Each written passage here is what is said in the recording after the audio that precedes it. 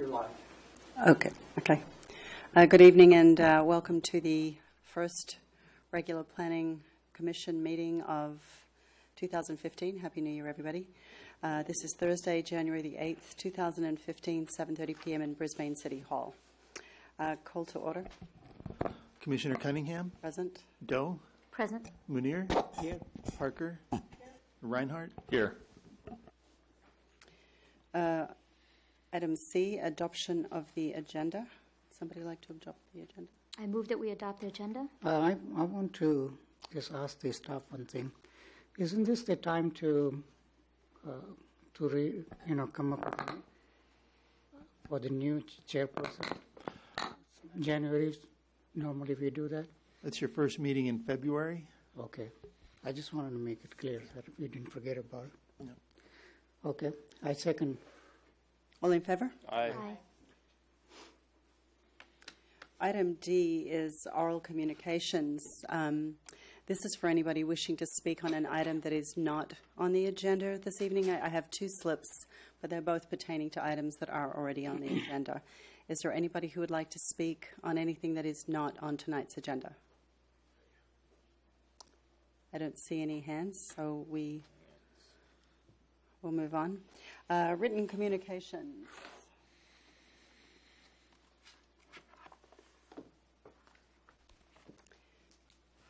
I have no written communications from anybody from the public, but we have on Common Ground magazine.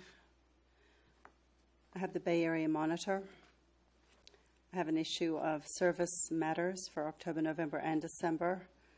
Western City for January 2015 and the 2014 December issue.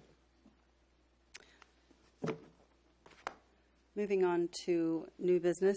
This will be a public hearing stuff. Item number 1, a hearing of 223 Tulare Street, setback exception modification SE 1-14 to allow construction of a 172 square foot deck within the rear yard setback, modifying the setback exception distance to the rear property line from 5 feet 8 inches and the setback exception coverage of 15% of the rear setback area to 52% of the rear setback area. Jerry Cool applicant, Leslie Townsend is the owner, APN 007-361-110. Thank you, Chair. And I do want to note we had planned to show some images and plans, but our projector is acting up a bit. So if you would like, we can put something up on the projector screen, but we'll let you decide. Perhaps I'll give my report first. Sure, after you give the report, that's probably a good idea. Okay. The applicant is requesting modification to the setback exception to allow construction of this elevated deck of approximately 172 square feet within the rear yard setback of 223 Tulare Street. Modification is required to allow the deck to maintain an 8-inch setback to the rear lot line, where at least 5 feet is required, and to cover 52% of the rear setback area, where a maximum of 15% is allowed. A stop work order was issued for this project in 2010 after construction commenced without the required building and planning permits. And the applicant at this time is hoping to legalize the structure and finalize its construction. We also want to note, while the municipal code allows the zoning administrator to act on such modifications, it was referred to your review due to the existing enforcement status, as well as potential impacts to neighbors that I'll discuss in a moment. Subject property is an upslope lot of approximately 3,347 square feet, developed with a single-family home. The rear yard slopes upward from the home fairly steeply and is graded into 3 terraced areas, supported by wooden retaining walls of about 4 feet 6 inches in height. The partially constructed deck is located within the topmost terrace. The surface of the deck would be elevated between 3 feet 10 inches and 1 foot 6 inches from grade as the slope moves upward. The applicant proposes relocating the existing stairway that's currently at the southeast corner of the deck to the northern corner of the deck. With this relocation, the deck would maintain a 5-foot setback to the south side lot line and a 7-foot setback to the north side lot line. Both of these comply with the district requirements. In order to approve a modification to the setback exception, 3 findings must be made. The first is that the modification will not result in overbuilding of the lot or result in removal of significant vegetation. The proposal does meet this first finding. The structure is not covered, so it would not constitute additional lot coverage. The majority of the rear yard will remain in its currently vegetated state. There's no current defined landscaping. So the proposal will really not impact this, and thus it can meet this finding. The second finding is that the modification will not create any significant impacts to adjacent properties in terms of loss of privacy, noise, or glare. While staff cannot see any significant glare or noise impacts resulting from the proposal, there are privacy concerns. As mentioned, the deck is elevated at the lowest point of grade. It's elevated 3 feet 10 inches from grade. Due to the elevation of the deck and the natural topography of the hillside slope, deck users standing at this corner and into the middle of the deck would have fairly unobstructed views into the rear yard and potentially rear windows of 225 Tulare Street to the south.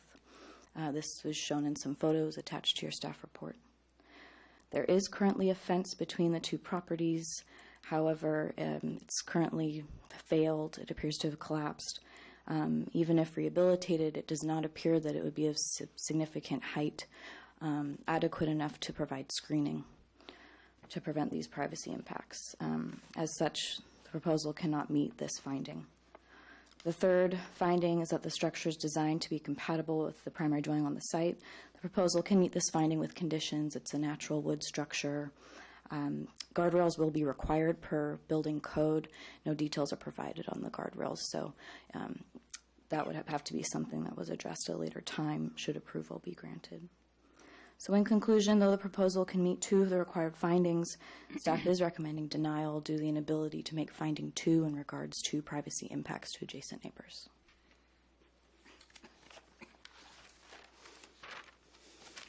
Do you have some photos that you can display? I think that would be a good idea.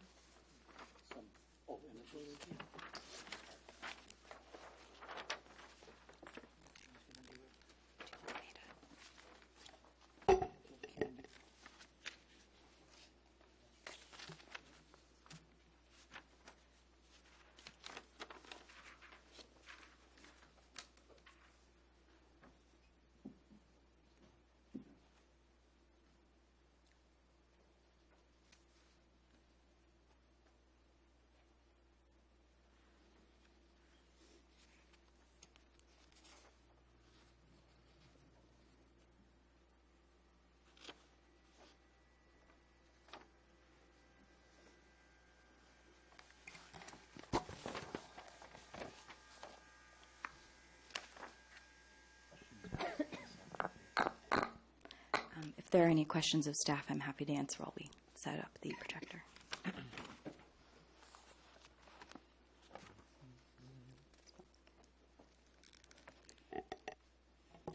I do have a question. I was wondering if the neighbors have been contacted about this, and if they have any have spoken with the staff about their feelings. We did not receive any feedback from the neighbors. They were provided with notice through our standard notification Right, process. I assumed that. We should keep our questions until after the public hearing. Hmm? I think we should probably keep our questions until after the public hearing. Don't you?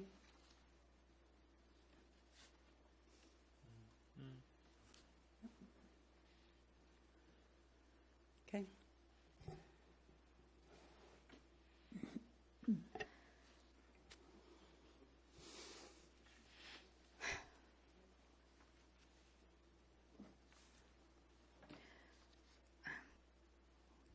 Do these individually or like this? That's good. It's fine for me. People in the audience can see this.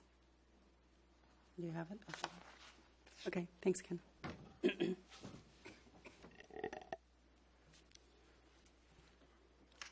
Okay, at this point, I'd like to open the public hearing.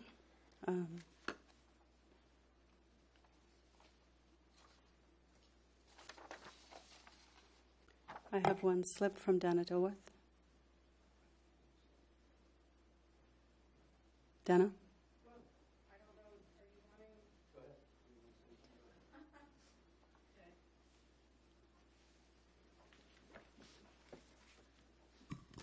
Dana Dilworth, Brisbane resident. My understanding that the reason for setbacks are for fire safety, that I have had the experience that we couldn't build anything in wood in our setback because it wouldn't meet any fire egress. And while, because of the 8-foot tall wall that's behind it, and you may say, oh, nobody will ever need access from this direction.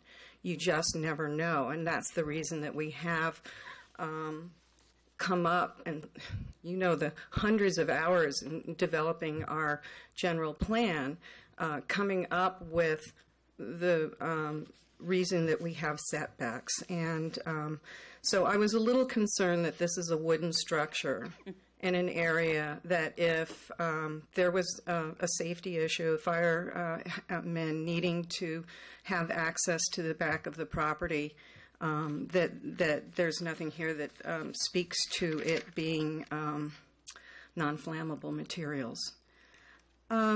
I kind of have a problem with how the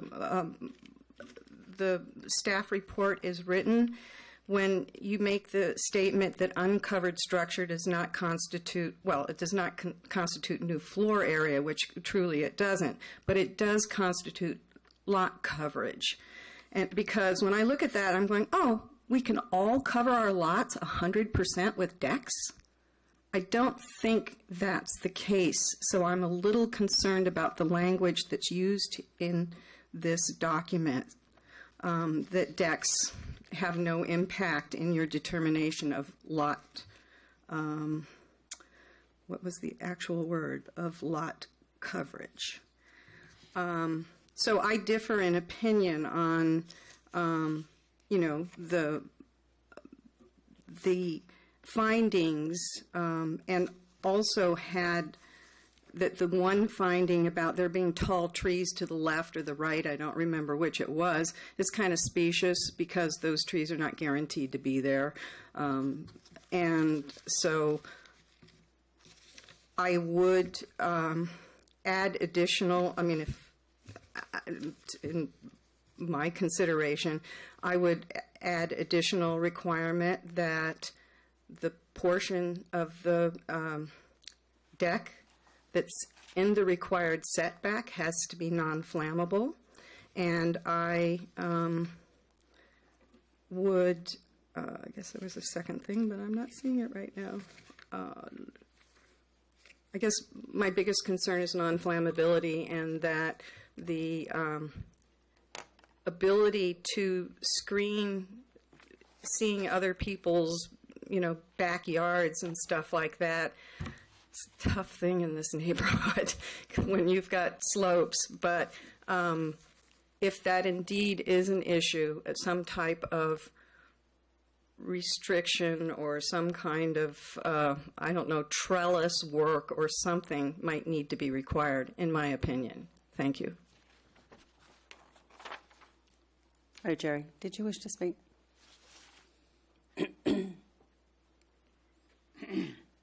Hi, my name is Jerry Cool.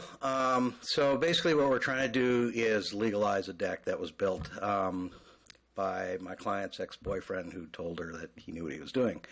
The issue with privacy here, I don't see it as well as they seem to, because on this slope, even if we moved it down 5 feet to fit within the setback, it would still have the same privacy issues. It doesn't impact it at all if we move that deck down, because the fence slopes, the lot slopes, it's going to be the same privacy issues. So even within the setback, it makes no difference.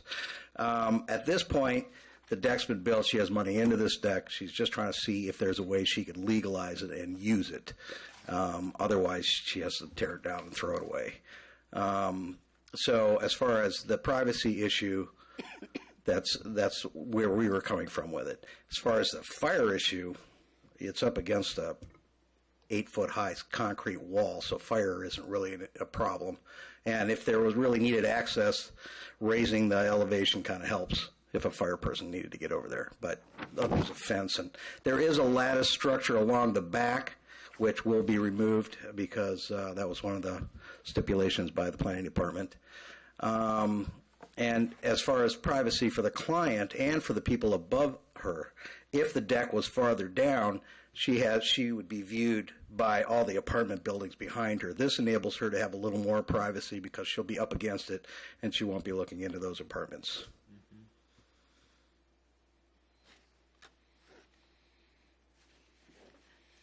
Okay, I'm going to ask the same question. Okay. Did the applicant meet with the neighbors or talk with them about how their feelings? Do you know? As far as I know, I do not know. Okay. Could you come forward, please? Yeah.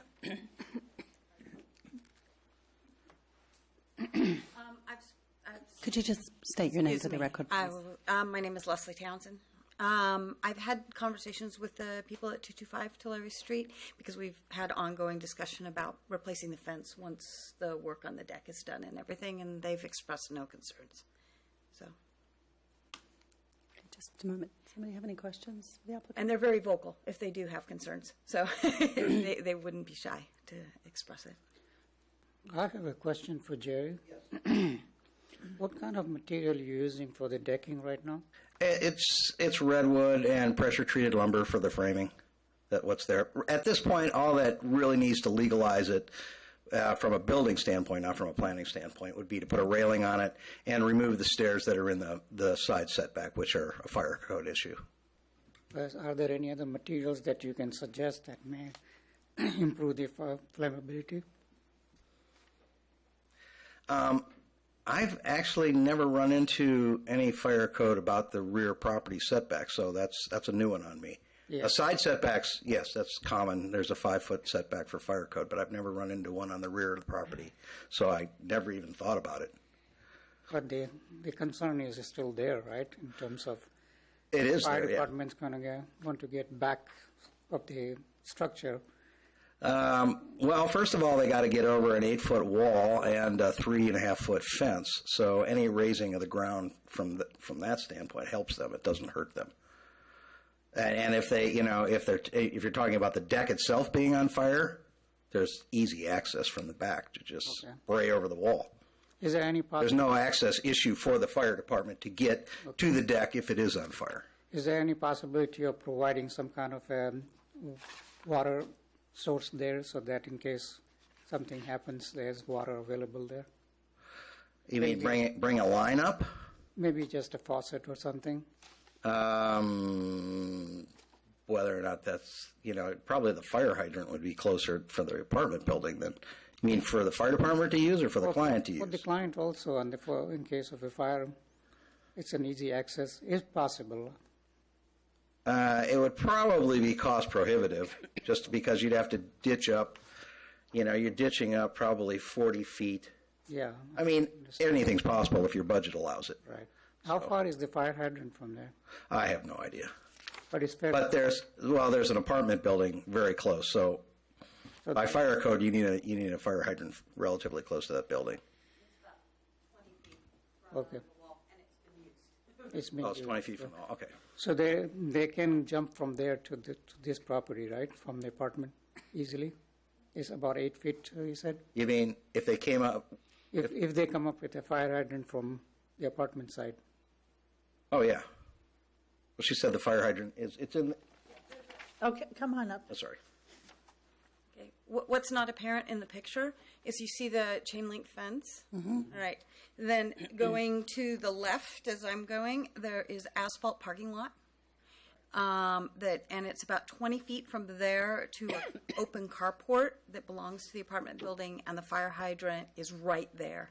So fire department, and this has happened before, they have come down into that parking lot and just parked right there. So if they jump over the fence, it's like 3 feet down from the fence to where the deck is now, right? No, it's an 8-foot wall. It's an 8-foot wall. Yeah, so maybe, and a 3-foot fence, so they have to. I mean, if they were, Okay, please come up. I'm sorry. if that deck, I mean, if that is the issue and the deck is on fire, they're not going to be jumping onto the No, deck. they'll They're just they'll plug into spray the it. fire They'll hydrant plug and it then just- 20 feet away and spray it on the deck. Okay. Yeah. So, And regarding the privacy issue, did you look at any options like providing some kind of trees or some kind of a barrier there? We hadn't. I mean, you know, I guess the easiest thing would be probably some kind of bamboo or something along that line. Yeah. But again, the privacy, even if we moved it Yeah, 4.5 feet, I understand that point, but I'm the just privacy issue doesn't change. It's Right. exactly the same. But I'm just trying to see if there is anything that can be done easily without much cost to the applicant. The easiest thing would probably be some bamboo. Bamboos, yeah. Because that way, you know, it's relatively fast growing, and you know, you can get it like 15 feet high in no time. Would that impair? Trees are much slower. Would that impair the views for any? You know, It could be designed in such a way that it blocks that house. I mean, if you, from wherever you are on that deck, you know, a slight line of bamboo along that wouldn't. and would that be very costly? I don't know. I don't mean, think it'd be a lot less than putting in a There's faucet. Architect here, maybe he can help us. It'd be a lot cheaper than putting in a faucet coming up there. I'll tell you that. I mean, yeah. I mean, technically, you could do that.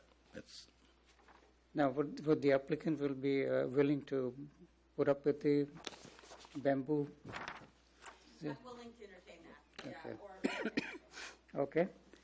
Well, bamboo is one of the most inflammable things you could put next to a house, so I'm not Bamboo sure is about that. flammable? Then we have to Extremely look for some flammable. other alternate. It would not be my recommendation, that's for sure. That's why we have landscape architect here. Maybe he can look into this or give us a little info if you know anything. No, not me. Not you.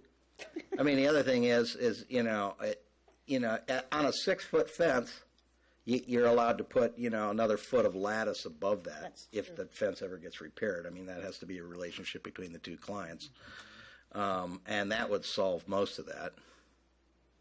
Again, it's from an isolated spot on the deck. And it has no impact even if the deck was within the legal setback. The view issue would be exactly the same. Yeah. So if you put you said 1 foot of lattice work on top that will improve the privacy. It would do something, but again, right now they're having issues with trying to get that fence replaced. So, That's a separate issue from right, this. Yeah. that would be a separate issue. Okay. I'm just trying to figure out any way that we can eliminate these variances. Right. If it's possible. No, I understand. I have no further questions. Carolyn? Not at this point. Okay. Ben? Not right now. Dave? No questions.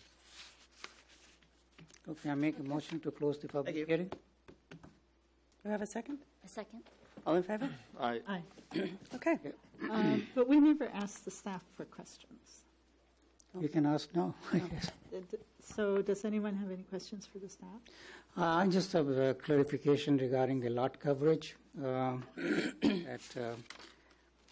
If you put the decks all around the remaining areas of the lot, would that be considered as a lot coverage, and how is this addressed in our code? So the municipal code definition of lot coverage does incorporate a roofed component, correct? What component? It has to be roofed in some manner I see. in order to be defined as lot coverage. So if somebody desired to put the deck all over the backyard, they can do that. There may be other restrictions that would limit them from that, but it may not be defined as lot coverage. Okay. Thanks for clarification. I actually have a question. I'm confused. So this deck is sort of attached to the house, or it's just floating somewhere in the yard? It's a detached structure, so it's shown in the applicant's plans, it's built almost right up against a retaining wall that lines the entire rear property line. Sorry. Oh, and I guess Ken is going to blow it up for you on the Okay, screen. I knew it was against the cement wall. I just wasn't sure the purpose of it. Can that be seen? My assumption is it's a very, very steep lot, and It is. the owners wanted somewhere flat to put a chair. But, yeah, could you come up and explain the reasoning for the, Well, as you can see, the lot is fairly steep and it's terraced, and that's really the only flat spot to get some flat area on the land in order to have a deck area outside. and so if you remove the stairs, then, There's stairs coming up the side. There's stairs getting to that area that have nothing to do with this deck. I think the stairs are being moved because they're in the side setback and they were wood. Right. So the stairs that you see on the drawing that are being removed are wood and that are part of that deck.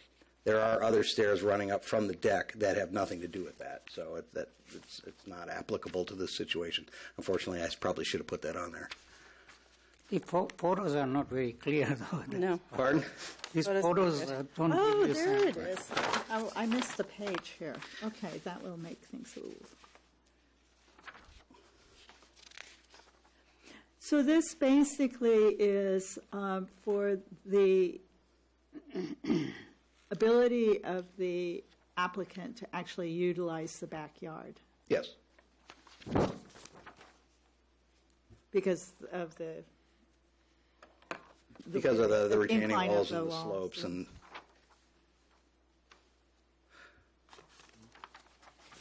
And these are the ones that are going to be removed. So the side ones will be, which one are going to be removed?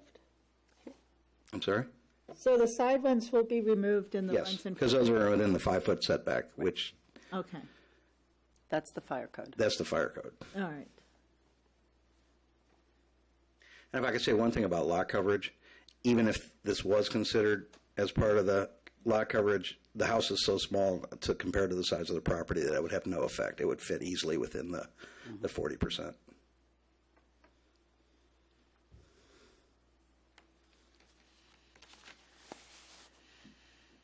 So up to now, have you been, I'm sorry, can you come up for a second? Oh, so have you been able to use this up to now, even though it's been built and? I've not used it because it's not completed and it doesn't have rails and everything, so it's just sitting there. It's just sitting there? Yeah. Thank you. You're welcome. Good? I think I'm getting more of a sense of what's going on here. Dave? Okay.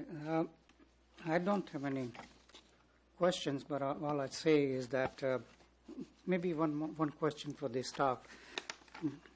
In the past, do we have a record of these kind of variances that we allowed? Based on my review of the past setback exceptions, there isn't a strong precedent either way. It doesn't appear that you see them very often.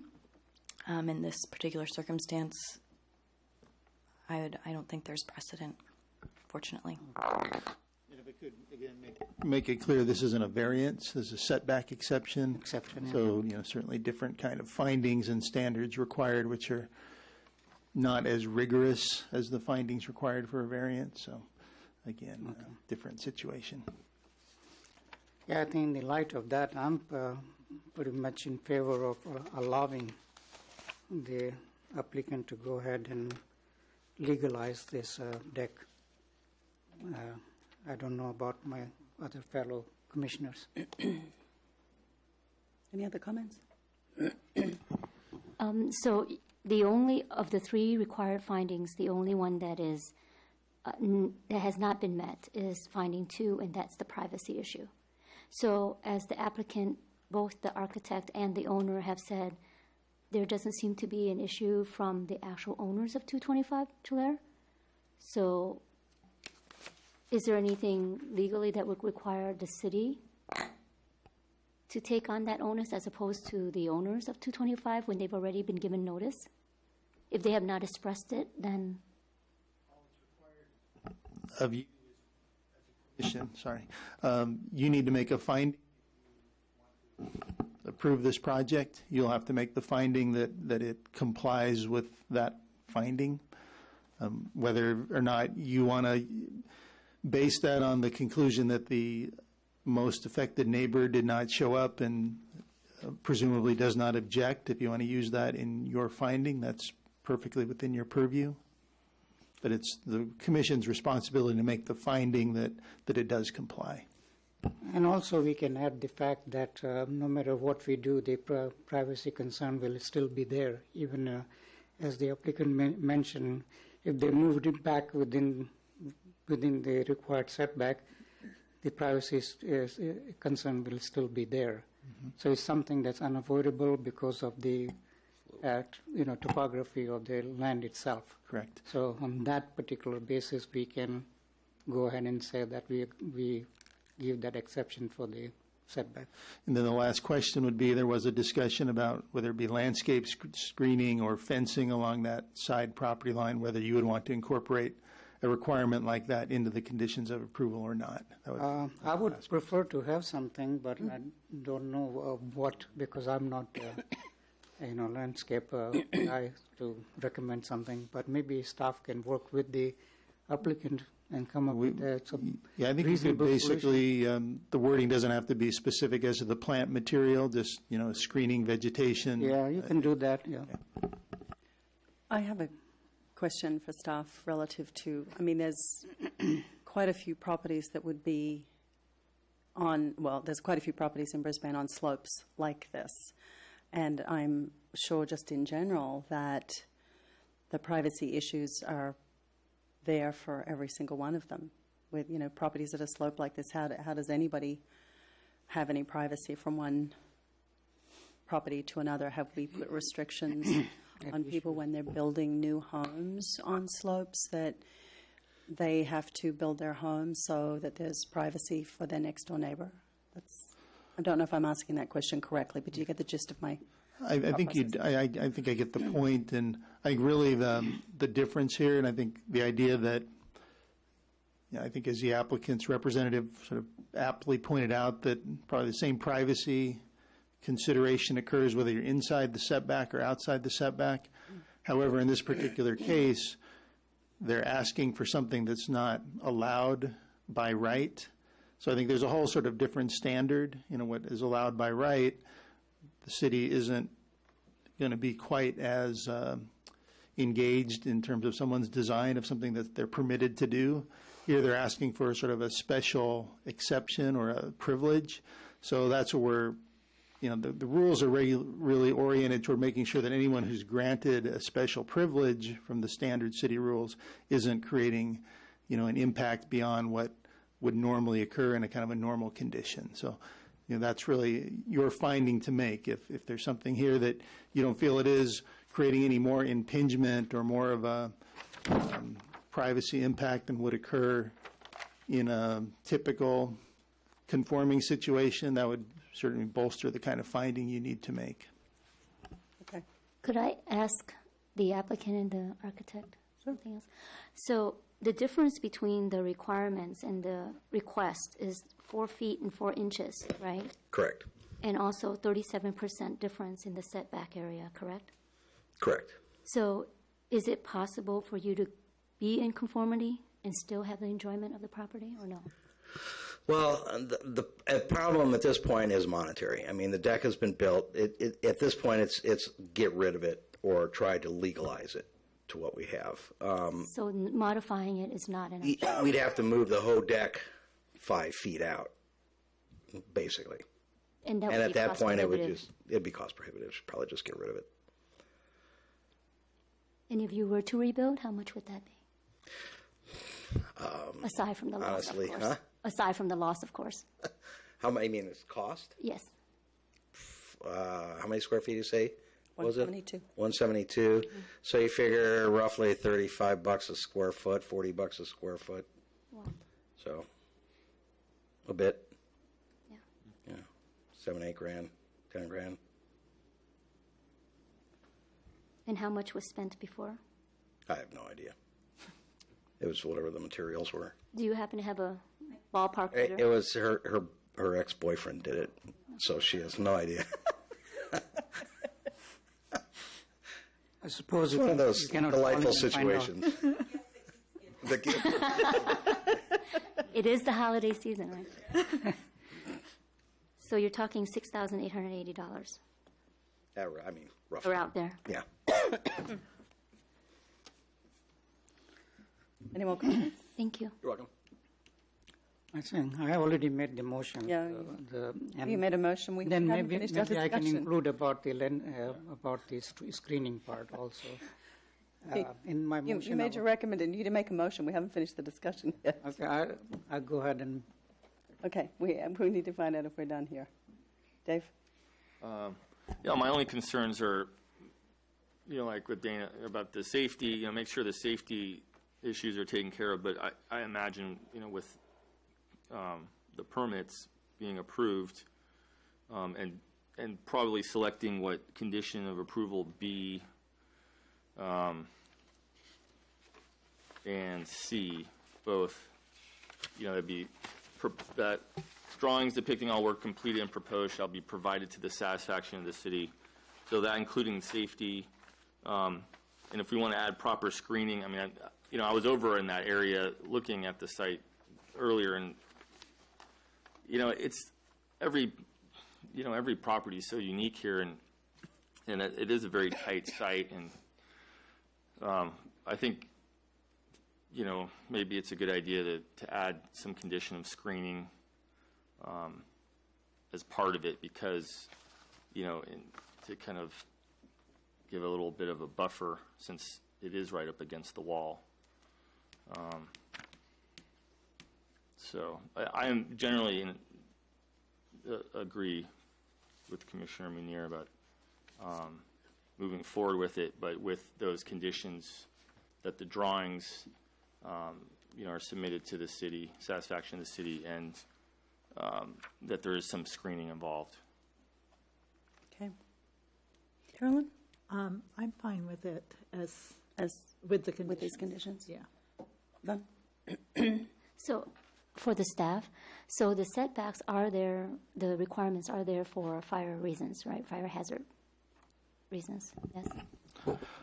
The rear yard setback, I think as was discussed, there's no fire code requirement for finish. At least this project was reviewed by the fire department before it was presented to the commission. Right. And there was no specific requirement of either the building or fire department that to go non-combustibles in this particular location. So there's not a fire code or building code requirement. Okay, thanks. I'm good with it, Okay. with the conditions. With the conditions? Yes. So it looks like we're ready to go on this.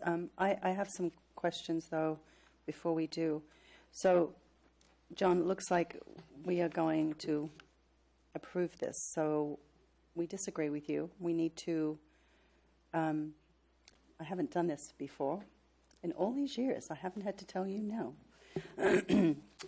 Okay, so we did not find that privacy was an issue. So how do we word that, or do you word that? How do we do this? I think you've already given sort of a rationale as to why you feel the finding has been made, the issues of the sort of the separation, the fact that the privacy impacts are no different, whether irrespective of the setback, being closer or further, the same. There are no additional privacy impacts resulting in the commission's judgment. Lack of objection from the affected property owner. Those are all we would use those to revise the resolution and bring it back for your signature, basically elaborating on those findings. But we can move forward with the action today and bring back the resolution reflecting your thinking. If there's any other information the commission wants to volunteer in support of and the addition of the condition of approval for screening, again, being a privacy mitigation, as it were. So those would be basically the rationale that I've picked up here today for your support. Right, and I would probably add, looking at non-flammable screening, whatever that might be. For the vegetation, correct? Yes. Yeah. And also, could we add that the applicant actually spoke with 225 Tulare? So it's not as if there's just the lack of response from the affected, owner, but the fact that this applicant actually spoke to them and they didn't express any concerns to her. That's really kind of up to you how far you want to get into to relying on that for the record. I wouldn't recommend you rely on anything that's aside from what's in front of you today. That's my suggestion. But okay, thanks. Regarding the language for screening, non-flammable will be difficult to meet in terms if somebody wants to put their lettuce there, structure, that's flammable. We're talking about using fire-resistant vegetation. Fire-resistant material, yes, it won't be. Certainly nothing will be non-flammable if it's vegetative. Just wanted to correct the language here.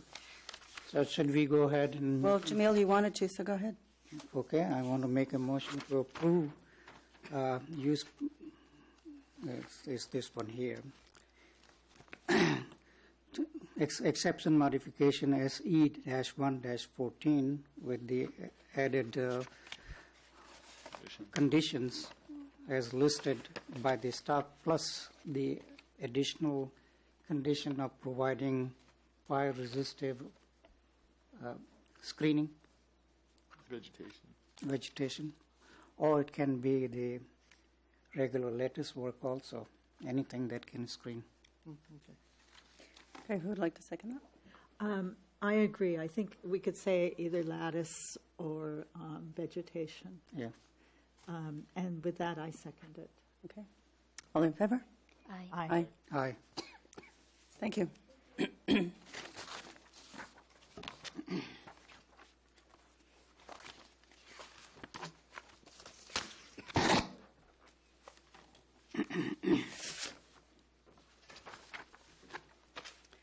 Moving on to new business. Excuse me. Item 2, public hearing, 950 Tunnel Avenue. This is for an interim use permit UP 6-14 for use of an approximately 1.6 acre vacant portion of the Kinder Morgan site as a temporary construction storage staging yard. Joseph Sperlin on behalf of Golden State Utility Company, SFPP owner APN 005-162-370. Yes, thank you. Golden State Utility Company has requested an interim use permit for a construction staging yard on a 1.6 acre portion of the Kinder Morgan site along Tunnel Avenue. The site is located between Kinder Morgan's tank farm and the City of Brisbane's corporate yard. The use permit is requested through November 1st of this year. The primary use is in support of Golden State's construction activities on Caltrain's electronic signaling upgrade project. So the construction work is at various locations along the Caltrain line. The applicant has indicated that this staging location would reduce downtime in the mobilization and demobilization by approximately 2 hours to and from project locations along Caltrain versus their other yard options.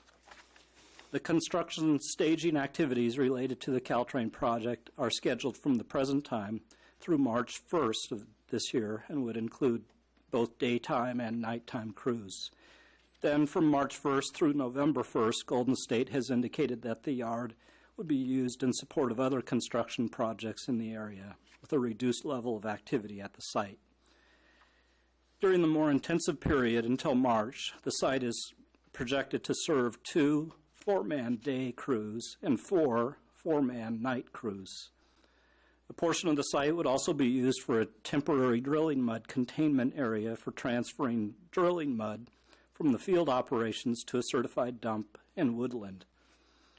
Since the yard is only for staging to allow the crews to mobilize to their construction sites, the on-site activities are fairly discrete, involving work crews arriving at the site, holding pre-construction meetings, inspecting and gathering equipment and materials, and mobilizing to the field, then returning and preparing for the next day. The site is fenced along Tunnel Avenue, and the entry gate would be locked when there are no work crews on the site. There would be no permanent structures associated with this use. And upon completion of the term of this use permit, the site would be returned to its pre-existing state, with the exception of a gravel base rock layer which has been placed to smooth out the driveway in the yard area. It should be noted that Golden State has already occupied the site and has indicated that they were unaware of the city's requirement for an interim use permit prior to doing so.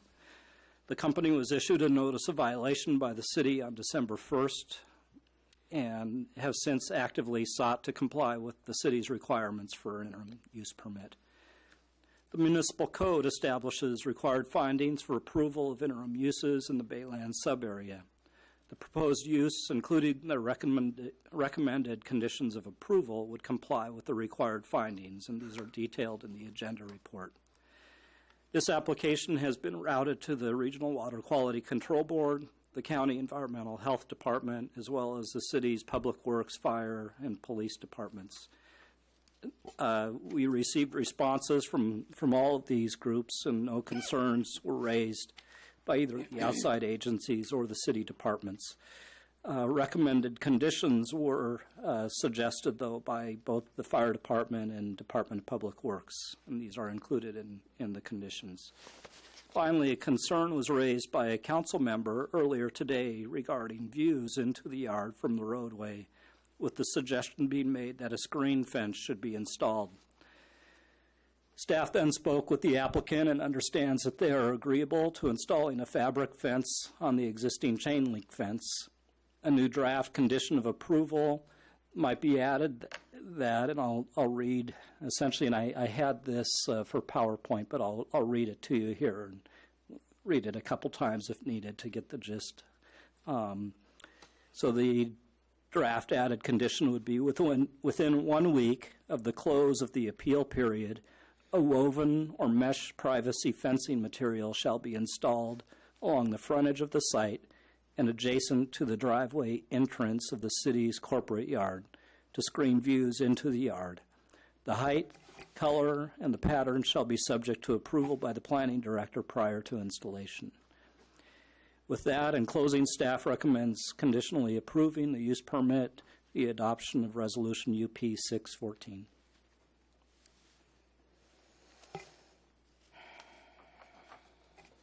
Okay. I might add the image that you see on the screen here, and it doesn't show up very well, but the heavier dark line I've got the pointer on is essentially where staff is suggesting that the screen would go, and then along this edge here, essentially there's a corner right here where the corporate yard driveway, that's the gate for the corporate yard, and so to that corner, since that's a fairly visible corner, the applicant actually indicated that they'd be willing to wrap this fence around here as well by about 50 feet, and they can discuss that further with you if you like. So, if there's any questions. I have a question regarding the interaction between the applicant and the Morgan facility, because they are very close to the very highly flammable site. So did they have any discussion with them? Because they will be bringing all this heavy equipment here also, and we want to make sure that they are not in the path of the pipelines or anything going under there. This is property owned by Kinder Morgan, so they are fully aware, and they have signed on to the application that was submitted as the property owner. That's a requirement that the city imposes on them, so they are fully aware. They're fully aware of that. Okay. Do we have the anything in writing from them We, indicating? we have their authorized representative signature on the application. Okay. And what exactly the type of material, the equipment they're going to bring here? Drilling rigs and all of that stuff, or what they will be storing? So they have a list, actually, and the applicant may be able to describe those better, but it is something that, since the site is already occupied, you already, if you've been able to drive by, you can see the trucks that are there.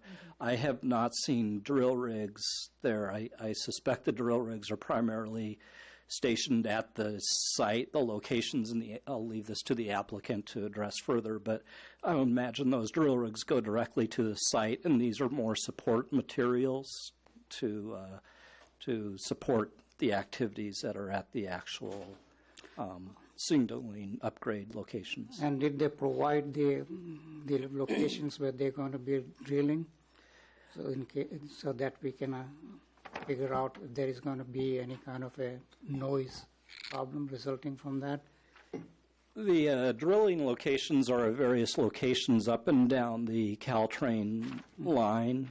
But if they're going to do it at nighttime, then that might impact the whole city, because the noise does travel upward. They have no application before the city for drilling within the city limits. Okay. Those are my questions. Thank you.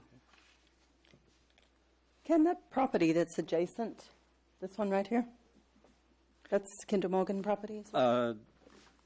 This is all Kinder Morgan here, up to the edge of the Caltrain property. So the corporate yard as well is part of Kinder Morgan. And there's nothing currently on that other piece of property, correct? Nothing. You mean behind what's proposed? Well, what's already there? What's already there? Yes. Right. This is just vacant. So where would the mud be stored? At the very back, this area right here where it's kind of notched out in the dashed line is where they have constructed a mud pit. They have not begun to use this until they have approval, but they have actually constructed it anticipating that they were going to be using it, and then got the stop work order, so they did not actually start to use that mud pit yet, but that's where that is. That's that big plastic-lined thing with the right. They've used of something it's a heavy-duty pond liner that they use to line that pit. And there will be somebody at the site to check the mud itself, see if they are contaminated, and are there any procedures in place to get it out of there? So they've indicated that where they have any foreknowledge of contamination at a site that they're drilling at, that mud would be handled separately and would not come to this site. They also do field screening, essentially observation of the materials that's coming out to see if there's any kind of odors or funny discoloration, those sorts of things. If so, that mud would also be held out and tested and go, if it's contaminated, go off to a different landfill site without coming through Brisbane. So what comes through this mud pit, essentially as a transfer station, if you will, is mud that does not show evidence of contamination. Are there any requirements in place that that the city will be able to verify that there was no contamination?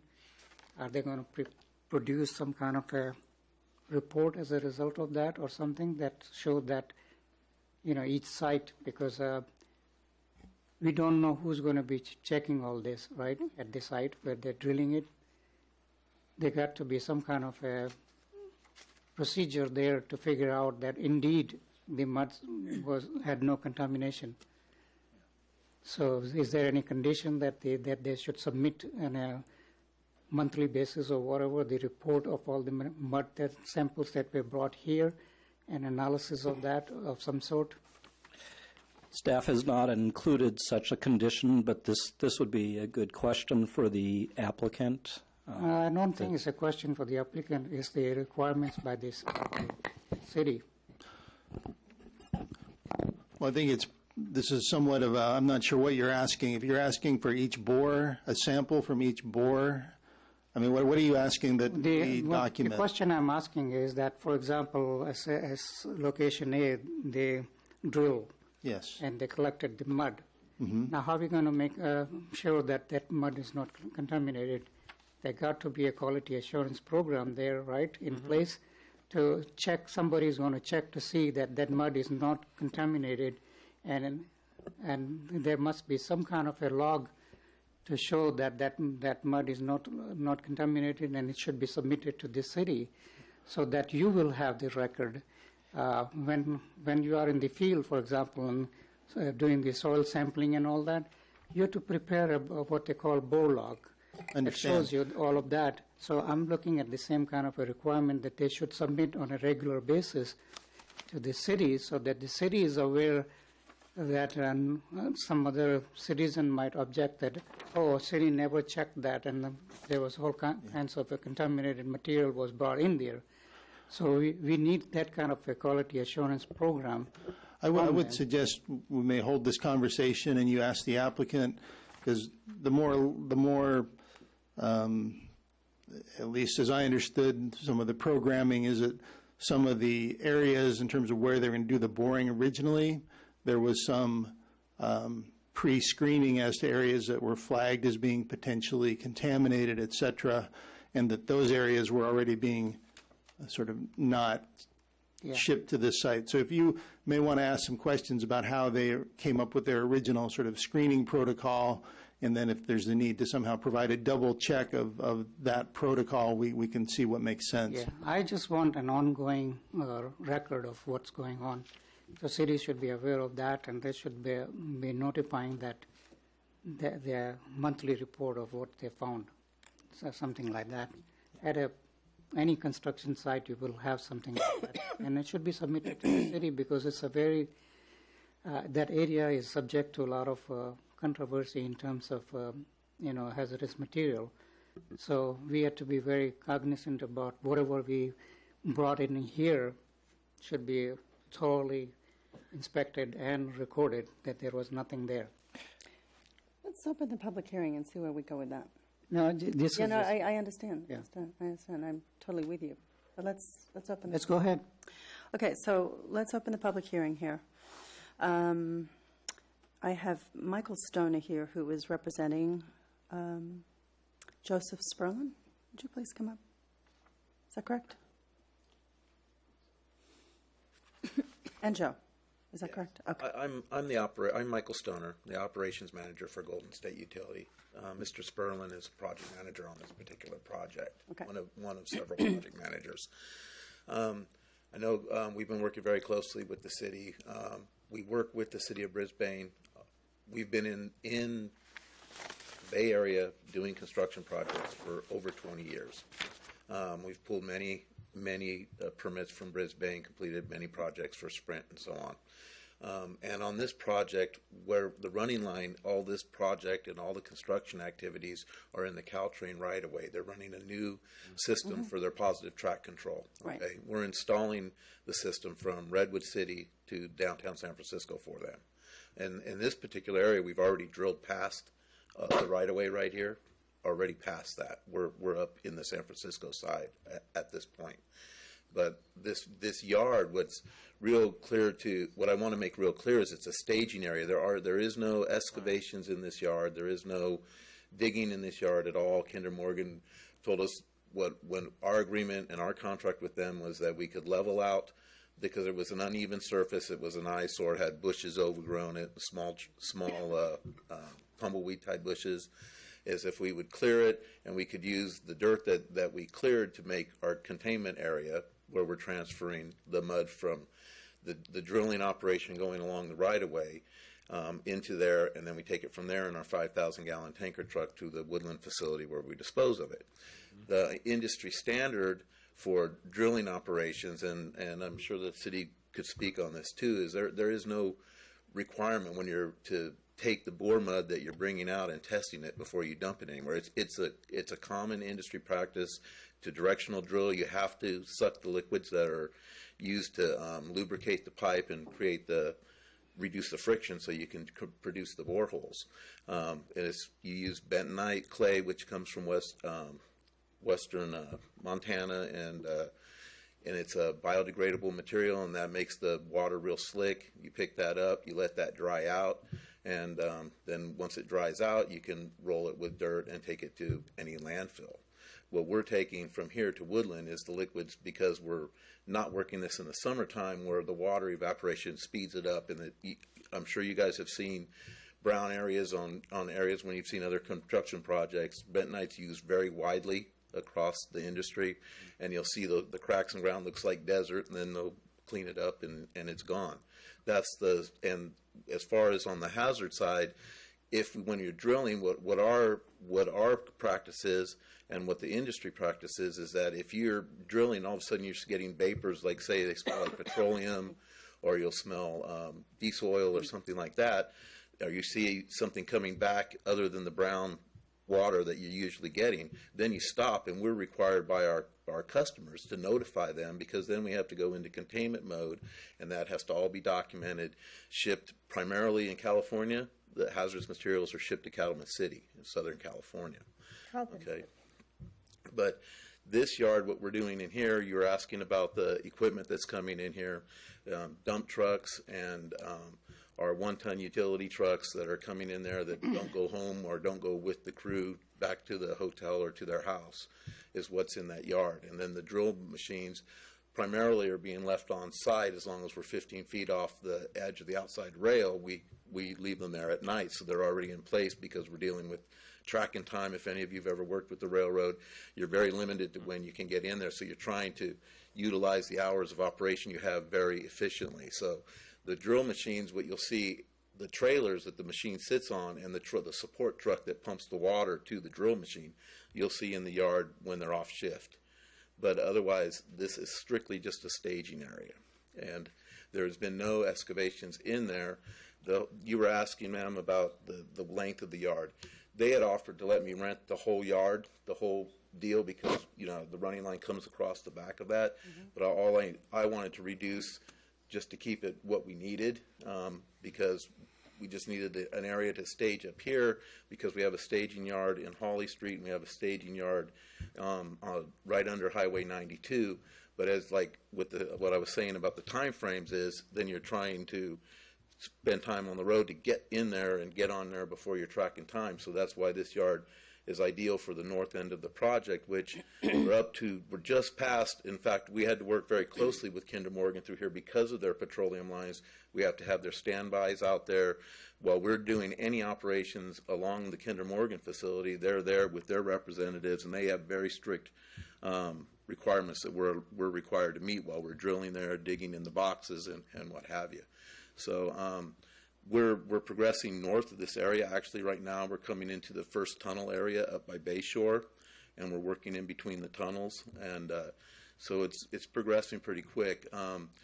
Our intention is to be finished by the 1st of March. That's the deadline that they have for us. I rented the yard for a year because, like I said before, we do a lot of work in the San Francisco vicinity in the Bay Area, and it's cost effective for me to keep the equipment and have the guys meet at this satellite yard on this side versus the traffic we're all deal with to go back and forth across the bridges to our local yard, which is on Central Avenue in Fremont. Mm. So, and when we moved in there with the intention that we had met all the requirements. The first day, the city came over and said, "Hey, what are you doing?"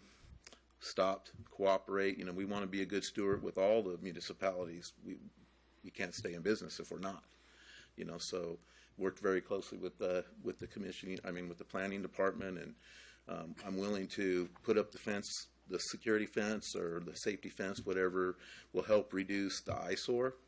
But I would request that you keep in mind that what we've done is cleaned up the yard that was really an eyesore, you know. And when we are finished, once we're finished with the Caltrain project, then we'll have that yard. It'll be leveled out and left as we come in and out with the smaller projects that we do for Sprint and AT&T, and we do a tremendous amount of telecommunications in the Greater Bay Area. So at that point, it's like, hey, we're going to work out of that yard. I've already got it. And the reason I have it for a year is because Kinder Morgan is not in the yard rental business. And they said, yeah, you know, like I said, I've worked with them quite a bit. They said, we'll be willing to rent it to you, but you got to pay for a year. And you have to pay for it up front. So I paid for the year, got my contract signed, moved in there, got a notice to stop from the city. So I'm trying to, you know, do whatever I can to utilize this yard. So, and I do want to stress that the containment area, it's a 50 by 50 or 50 by 70, I forget, how big did we dig it? 50 by 30. It's lined with a pond liner, it's got a 3-foot berm. We back up the ramp, our bore truck, the vacuum trucks dump into that, the liquids. Then we bring the big truck in that sucks it and takes it up the road to Woodland. So it's a in and out process. I understand the more I learned about this yard, I understand that this whole area has contamination issues, and that's why, you know, I think that's part of why Kinder Morgan made it real clear that we couldn't excavate anything. We could only push what was there existing. But there is no excavations that will ever take place in that yard. Our equipment, my mechanics know they're not allowed to work on anything there. If something breaks down, they got to get it on the trailer and back to my facility in Fremont. No working on the equipment there. No, it's nothing but a staging area. It's just stage. And you're asking what materials we have there. We have sand, rock, and the dump loads of dirt that we're bringing off site when we dig in the boxes. And all of that will eventually be out of there by the time we're done. Then it'll be back drug and cleaned, and what'll be left is base rock. And then my agreement with Kinder Morgan also is that I rock there, keep their road rocked for them there. They wanted me to bring in more rock on what there is their existing gravel road that goes back there, you know. And then we also rocked around the top corner up there where we park, so we could park because we're working in the rain. So and so we brought in quite a bit of rock in there, leveled it out, made it nice to drive on. It also works as a good weed barrier too. So, any other questions? How deep how deep you going to drill? Where we're not drilling in there at all. No, not here, but along the project has a minimum requirement of 48 inches of depth cover on our conduit that we're running. It parallels the tracks. So it's about 4 feet. Yes, and it's actually 4 feet there, except for our crossings where we cross the tracks perpendicular, because they don't stay on one side of the track for the whole length of the project. They have different narrows and widths, so we have to come up and then we have to cross 90 degrees to the track and pick it up on the other side. And when we're crossing at the tracks, we have to be 5 feet deep. And when we're crossing at the street crossing, some of the different cities that we've gone through, some of them have a 5-foot requirement, some of them have a 10-foot requirement. So it all depends on the municipality and the permit that's issued for the street crossings, because there's a lot of at-grade crossings that we're doing in this project. Mm-hmm. So now the slurry that you're talking about, that's the concern I had. When you drill in the slurry, the native soil will be mixed into that, because that has to be. Yeah, and that's an industry standard. So the native soil is the one that's of concern as to what kind of soil is that. If it's a contaminated soil, that was my question as to how you're going to figure that out, because I'm not worried about bentonite or any other slurry material that you use, but I'm concerned about the native soil that come out into the... And there is no answer other than I can tell you, other than it's an industry standard to do the procedures we're doing. And if contamination becomes visible, and we've had it happen where you're primarily like in the AT&T duct banks, all of a sudden you'll smell natural gas or something like that. Well, you stop. What our protocol is, we stop. We have to contact 911. We have to contact the customer. Usually what happens is at that point, then the HAZ material company will come and they'll suck down the manhole or they'll dig out the areas. I had it happen in Salinas. We were trenching down an area and you smell it. You know, you start digging and you'll smell petroleum. So we had to notify the city. The city came out, ran tests on the ground, found out that there was a petroleum layer, something was leaking from a line up the road. So all of that material that we took out had to go to Cattleman City. Here the concern is not the petroleum, the concern is heavy metals that there are in the soil. Yes. And because it used to be the dump before this whole area here. And this whole area is very sensitive environmentally, so that's the concern I have is that particular, you know, the smell is, petroleum is another, all different issue. Well, I've used it as an example. Yeah. But as far as, So how are we going to? I can't monitor 80,000 feet of trench line. Right. I can't. It's and there's particular soil samples that were taken for where these base stations are going that have a 20-foot case on, and those have all come back clean. That's why they picked those areas. But that's all stuff that's done long before they elect a contractor to come build it. That's the Caltrain and all them that go through all this, all the year it takes to get a job to the point where they put it out to bid. It's way before we ever get involved. Okay. I'm not going to dwell on my questions anymore on this particular. All I can say is that there's industry standard protocols. We follow the industry standard protocols and the industry standard for directional drilling. You suck your mud, you dump it. You know, a lot of dump sites in the Bay Area will take it in the summertime, but they just won't take the 800 gallons of mud being dumped in their landfill when it's not going to dry up for 2 or 3 months. So that I'm curious about. So it's going to be a liner, and again, how deep is that going to be? It's 3 feet deep. 3 feet deep, and so it's going to be contained. It will not move out of that particular. Right. And is it going? So it's going to be covered or not covered at night? No, it's an open. It's an open pit. It's an open. If you picture what we did, Yeah. you take this area right in here. There was the uneven ground. We came in there with the backhoe. We pushed the uneven ground into mounds. We mounded it 3 foot tall, about 3 feet wide. For the berm. And the pond liner goes in, and then on the front side of it, we build a ramp for the trucks to be able to back up and dump. These are hydraulically driven tanks. They come up in the big back door. We release it before you have to turn it on, and it sucks the door and holds the door shut. Okay, it's a vacuum. It's a huge vacuum. So then you release all the locks on the door. You tilt it up, and then you drop the pressure on the vacuum, and it lets the water come out. So when the project is completed, then the berm is actually Removed.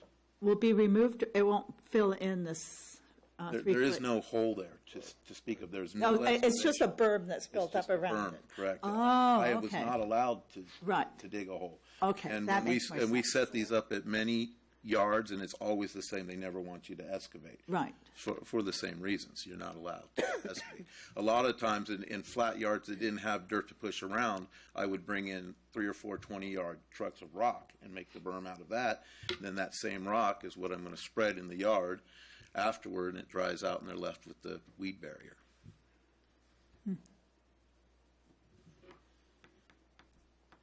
So the berm is designed to hold that much lateral pressure. Yes, because it's an in and out process.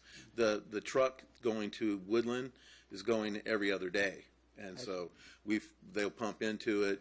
Then we got to wait till it's got enough to make the load, but not too heavy we can't get through the scales, right? But we fill up the truck. We've got a level on it. We know it's at the right level. Off we go to the thing. Comes back. He's endlessly making trips. That's what that meant. That's what that employee does. Is monitor the yards, go suck the pits, and take them out and dump them. So you think you're going to be done with this by March, and then you're just going to use the property till the end of your Intermediate lease? use, yes, after March. And what is the likelihood that you would be requesting to have this interim use permit renewed in a year? Unless I come into another large project like this, highly unlikely. I'll probably, because I had to pay for a year in advance, then it makes good sense to me to utilize a yard I have than to have to go. Because what I do a lot of times is when we get in an area, say we're working downtown San Francisco or something, we have to find areas that we can park, get permission to park there from the residents. We have to pay them, hey, $500 and let us park here for a couple of weeks at night.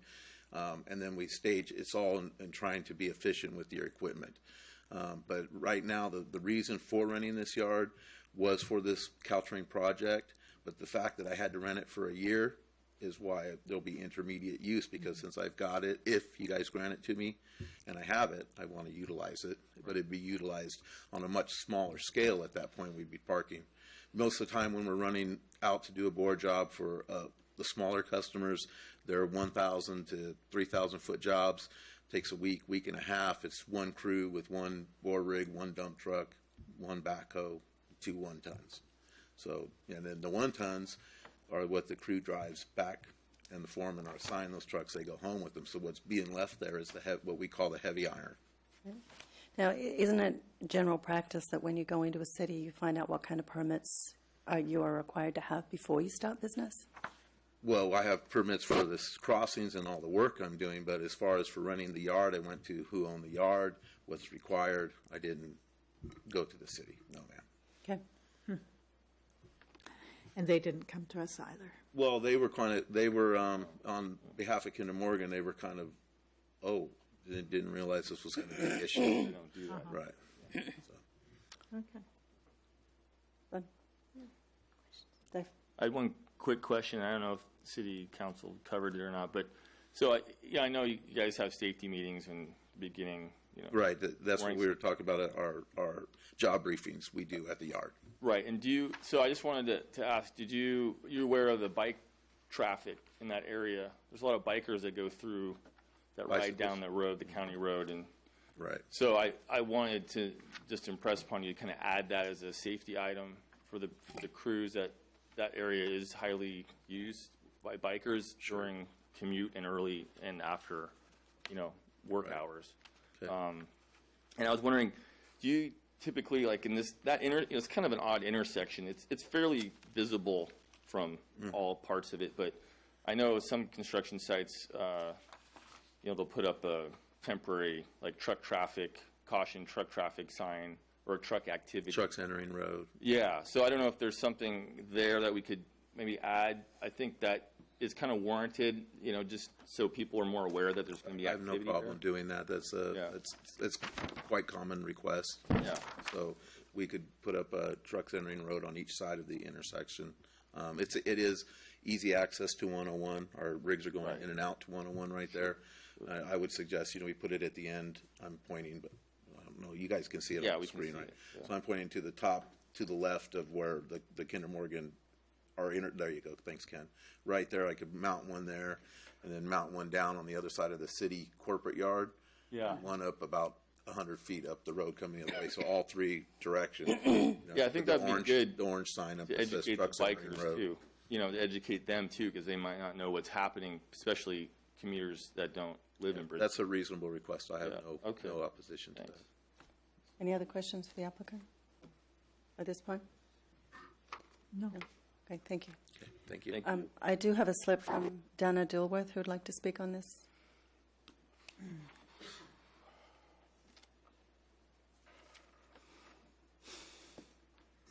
Thank you, commissioners and staff. When I saw this being built, I went, oh my God, what a butt ugly thing to see entering our town. And Randy, I always blame this kind of stuff on Randy, has gone wild. So I'm very happy that this did come before you, because I couldn't imagine how that land got turned into that condition in this town. I'm kind of confused because you're calling it a mud pit, you're talking about it being slurry and wet, and yet I am assuming that it's not just soil that could grow higher than the 3-foot limit of the berm, because I'm really concerned about having an open mud pit with potentially toxic soil during the rainy season. When the Brisbane Baylands Community Action Group, Advisory Group. I don't even remember the name of it. Had to deal with the remedial action plan for Kinder Morgan. We found out that the wells that were supposed to be along this south side of the property are all in disrepair and have never been asked to be replaced. And what Water Board had, Excuse me, where are they? What are you talking about?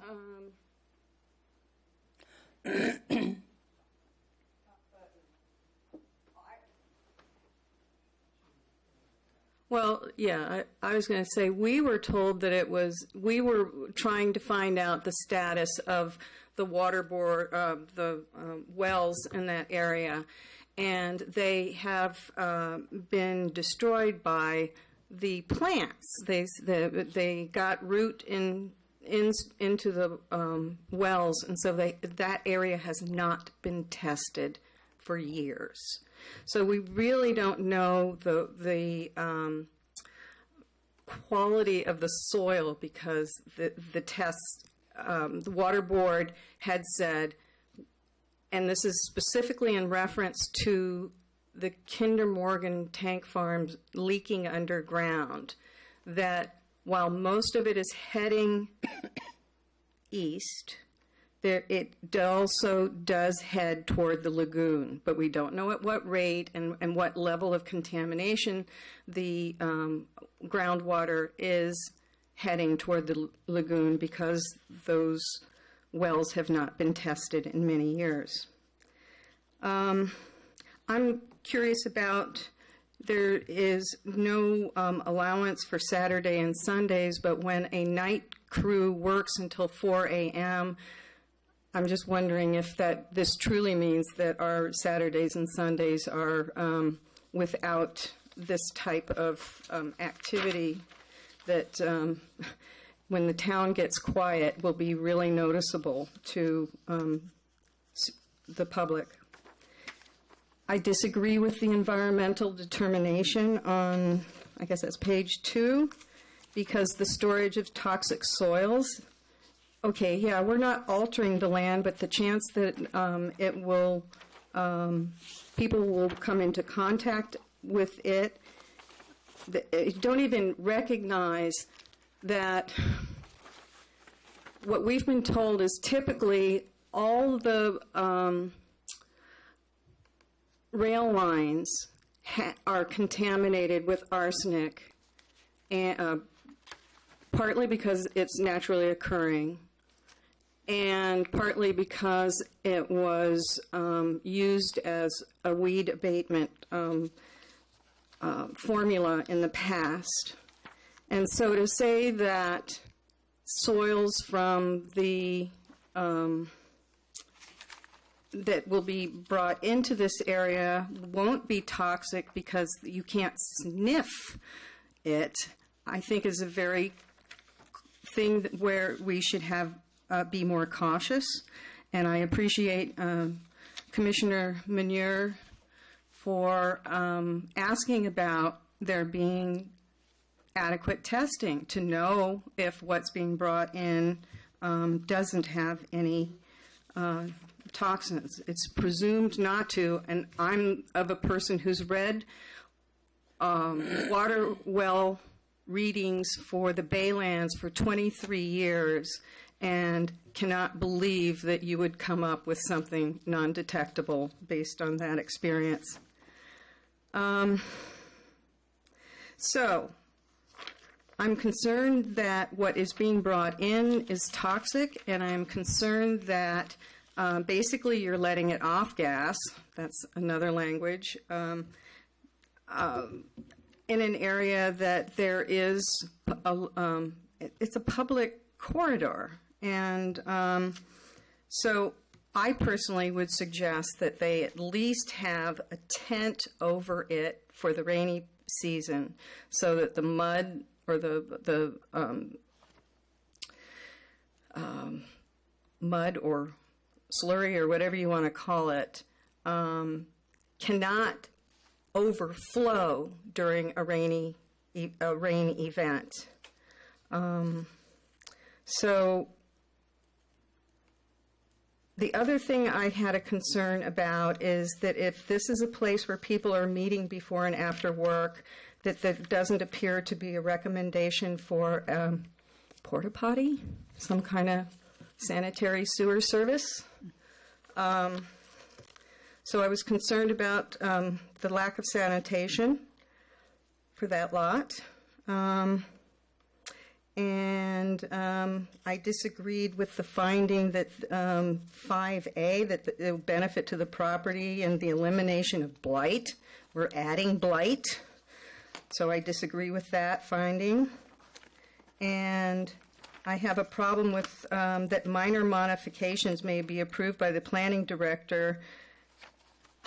I don't know.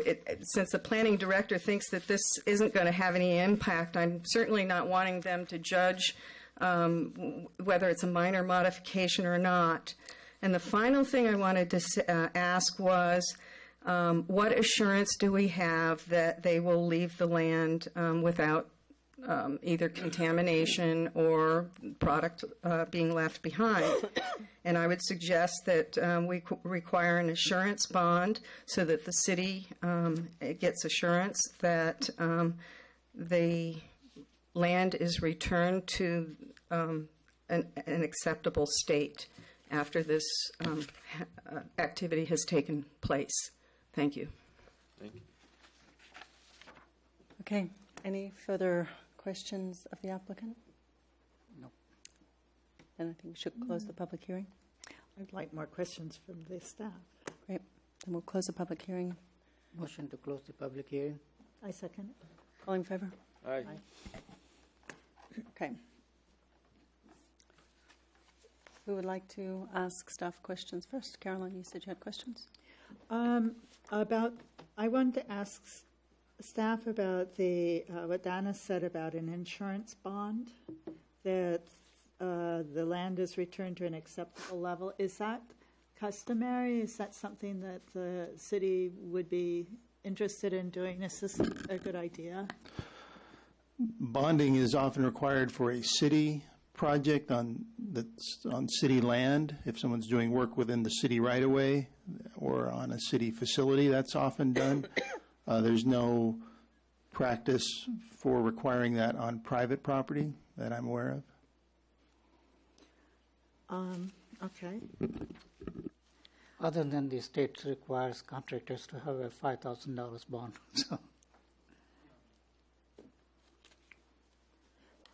So what would, as far as Dana's concerned, is that the city in some way makes certain that the land is left in a good condition when they leave. Again, I want to know about how the staff is thinking about that.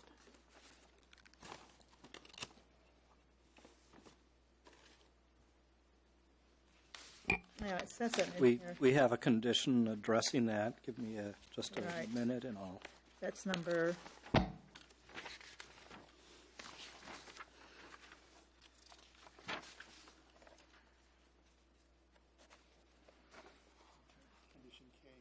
It's Condition number- K. Yes. Prior to the expiration date of this permit, the applicant shall return the site to its pre-existing state with the exception of the gravel base rock, which has been placed to smooth out the driveway and yard area. Mud containment area shall be removed in its entirety, and all materials and equipment shall be removed from the site. And just to clarify, the applicant may vacate the site at the end of their lease term, but a use permit runs with the property.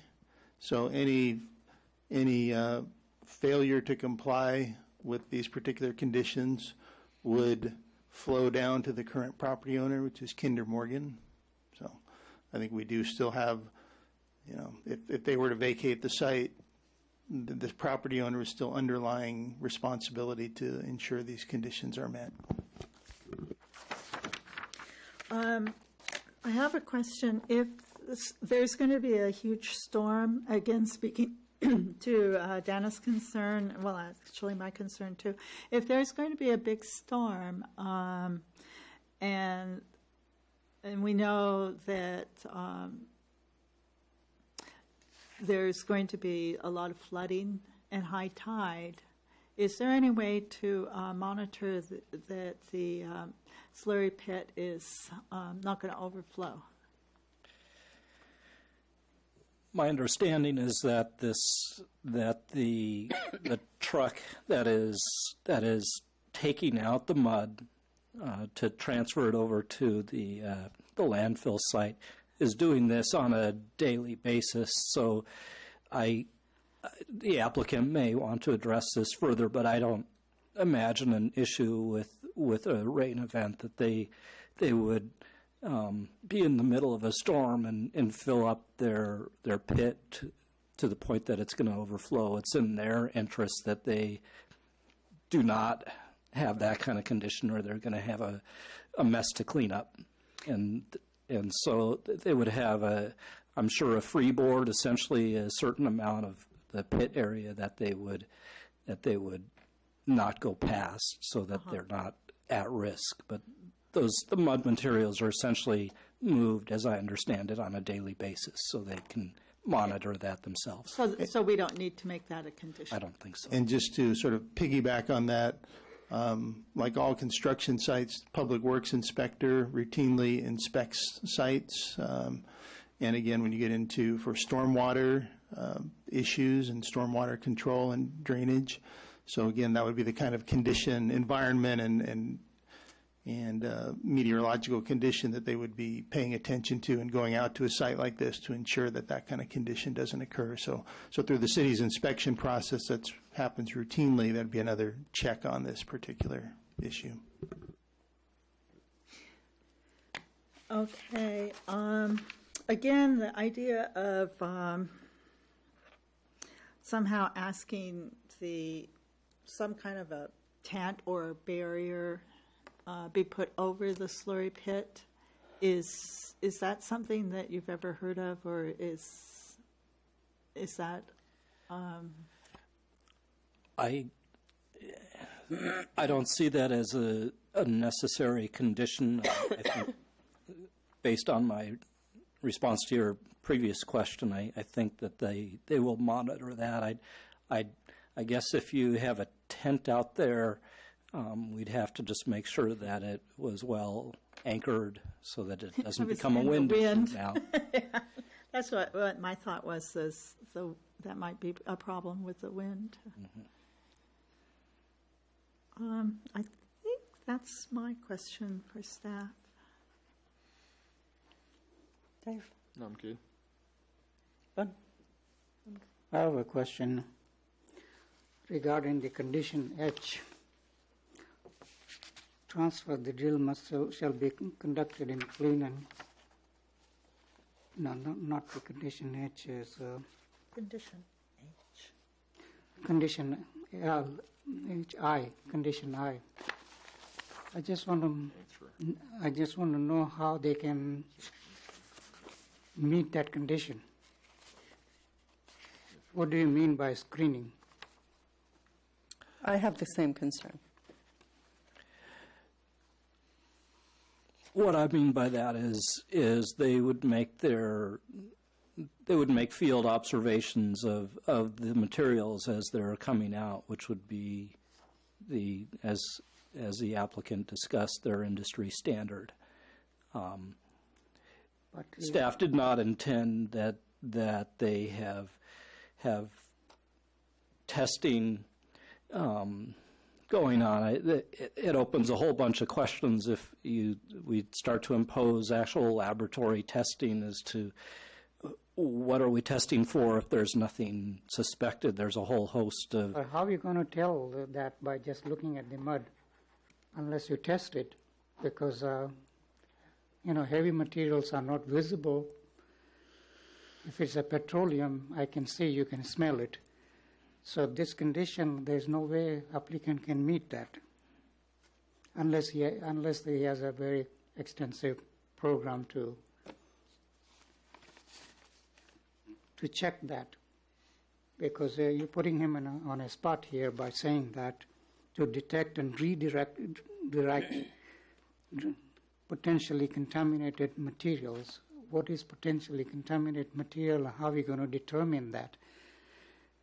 So if the applicant goes ahead and said it's not potentially contaminated, and then somebody comes and checks it and say, oh, this has got a lot of arsenic in it or some other heavy material, heavy metals, how are you going to satisfy this?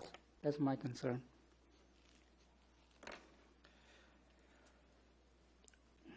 If you, I don't know if you have any, do you have a suggestion that you would like to change that I was condition? thinking all this time to come up with an alternate language, but I have been unable to do so, other than requiring and maybe some test every now and then. It's like a sampling of the material, not daily basis if you don't want to do that, but maybe on a weekly basis or whatever. I guess the question comes up, I perfectly understand your discomfort with this. I think everybody has that level of discomfort. You're talking about material that's staying on this site for 24 to 48 hours in a volume of how many yards, maximum yardage can that pit hold? It's 30 by 50, but, you know. Please come up. Come forward if you want to speak. Thanks, Caroline. I'm losing my voice. Hi. The pit is 30 by 50, okay? And we only, and our sweepies that we wrote for, which you're familiar with that term, right? Stormwater Prevention Program and BPMs, or best practice method, was that we were going to keep it at 70%, no more than 70% level, which is also taking into consideration if a storm comes like we've had, and that we keep it down. So we're keeping it at 70% level.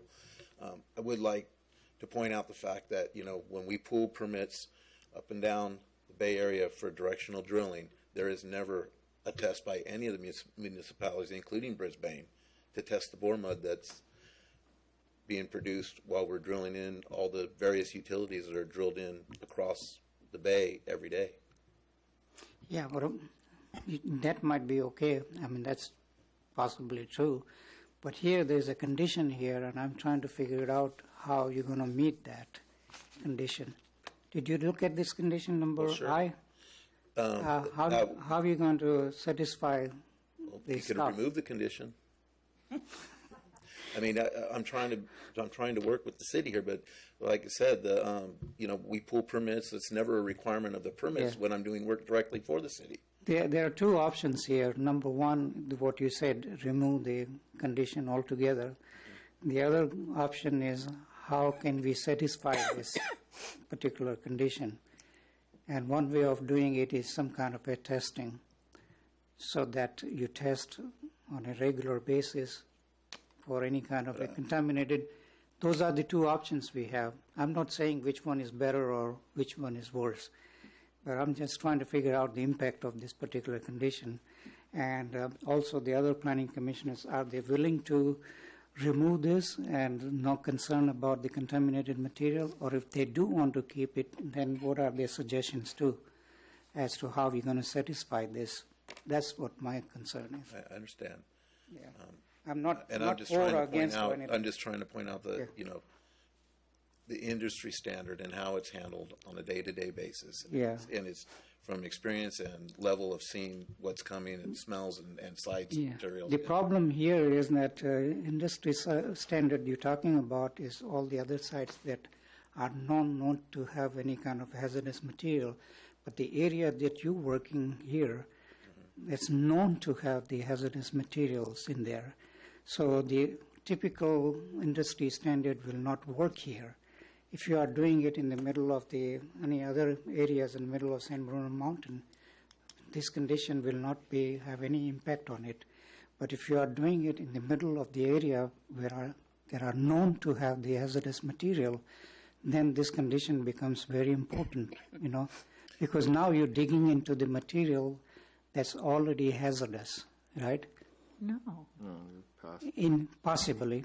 No. That's what we're trying to figure it out, you know. But I would The think drilling site where you're drilling is the areas where you bring in the material. we're drilling through the same area that we're Yeah. we're working the ground in the same area that we're staging the material. Yeah. So if that's the case, and if the planning commissioners think that there's not going to be any problem, I think we're better off taking this condition out.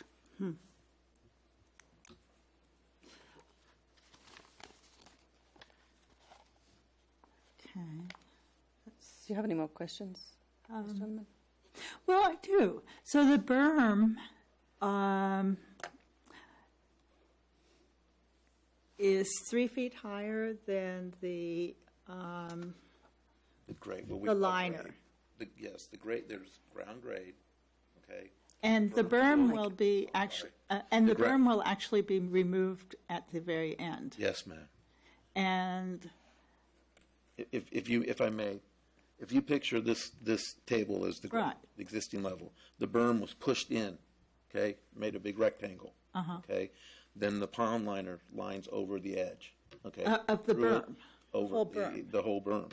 And then when we dump in there, then we suck down to the liner, and then it's off hauled. And then when we're all done, that berm will be rolled up, disposed of it at a dump site, and then the extra material will be picked up.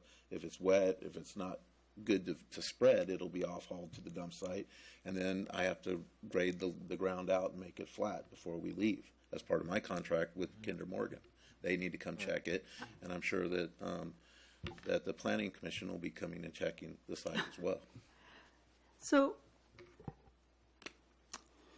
what I'm wondering is just saying at the very end, if they're going to spread the dirt, just to check the dirt and see if it's contaminated. How does that sound to you? I could remove the whole berm at the end of the job as well. I mean, everything can go in the Yes. truck. The berm is rock. It's gravel. It's gravel and dirt from It's the gravel and dirt. previous And dirt. all it's going to tell us is that anything spilled there, hazardous material, during the process, during the time they were there. So But that's not a bad idea, actually, that at the end But- of the project, you want to see But that they left what anything behind. my understanding is you're saying that this ground is already contaminated, so then Yeah. that result could be a false result. Right. Through the chair, Yes. if I might offer alternative language on the condition, Aye. drill mud shall be physically observed in the field for potentially contaminated materials. If evidence of contamination is found, the material shall not enter the site. But again, how you determine the evidence, that's the It's question. physical observation. By physical, by Using smell? using The smell doesn't tell you anything about the arsenic. I'd just like to be clear on arsenic is, I understand your concern. What's the pathway for arsenic that's in mud? Well, what's the Well, pathway of environmental or physical ingestion? It depends on where they're drilling it, right? If they're drilling it in the middle of the dump site or Well, they're not. They're or- going around the Caltrain corridor. Okay, that also corridor was contaminated by Union Pacific Railroad. Yes. And if it's in that particular area where they're doing that, there might be possibility of number of heavy metals, including arsenic or any other metals that they use during the time when they were doing all the work. I'm trying to understand where the pathway of contamination pathway from mud, something that's basically a wet material, how the metals are, if there were metals and you couldn't observe them, visually or by smell, and I think we all agree you wouldn't be able to do that. What's the pathway for the metal to be released from the mud that would then become an exposure to the site in the 48 hours this material stays on the site? I'm just trying to understand what the concern is here. That's a good point, actually. Yeah, that's true. There is no way of knowing that. That's true. Then, in that particular case, the only requirement would be that then we should not even test it, because if that's the case, whatever material is there, just dump it there because it's going to be gone in 48 hours. So are you saying then we should remove? We should remove the I, because if you're going to put the I, then there is no way the applicant is going to meet it. Well, if we're going to remove that entirely, it means that if the applicant pulls up some stinky petroleum or whatever it is, and he goes, oh, well, they don't care, I'm going to bring it in anyway. So then we can make it more specific. I think what we can say is that no hazardous waste material based on industry standards shall be allowed on site. And that way he would be meeting the requirement. No hazardous. Because otherwise we can't really, there's no way to really have him meet the requirement. That's what I'm saying. That we But what I'm saying is, can't we just say that no hazardous material based on industry? No. No. The only terminology I might suggest for your consideration is to try to would be to say that no known hazardous materials will be intentionally brought into the site, because I have to be a good steward of the cities we work in. I mean, we work here, it's how we make our living.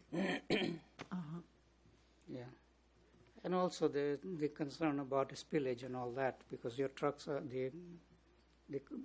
when they're transporting into to wherever you're going to store in that berm. If they drop something on the site, on the coming in, then that will be concerned too. So that will be the concern that one of the commissioners mentioned regarding at the end of the project you can. Yeah, we have to clean it up, Yeah. but we're not. Just so you know too, we're not allowed to transport anything dripping down the road. No, I mean from your borehole to your site. How are you going to transport that? When you drill, when we're drilling it, there's a containment pit that's dug when you start to drill in the ground, and that's where the vacuum is set up. It's a 4-inch hose, and it's sucking those so fluids. when it brings to the site, then there is no possibility of any kind of leakage or anything from there. No, we're not allowed to transport down the road with anything leaking. We have to keep everything contained, and so then we bring it here and open it as I explained. And dump Okay, it. yeah. So what wording did you suggest? That no hazardous materials will be intentionally brought into Will be intentionally brought the in. 950 No, Mount no. Avenue site. No known hazardous. No known hazardous materials. Is it possible to also add the time period that you plan to keep it there? You said 24 to 48 hours, no more, right? Yes, that's our typical turnaround time. Could we possibly add that as part of the condition as well? I'm fine with that. Just to clarify.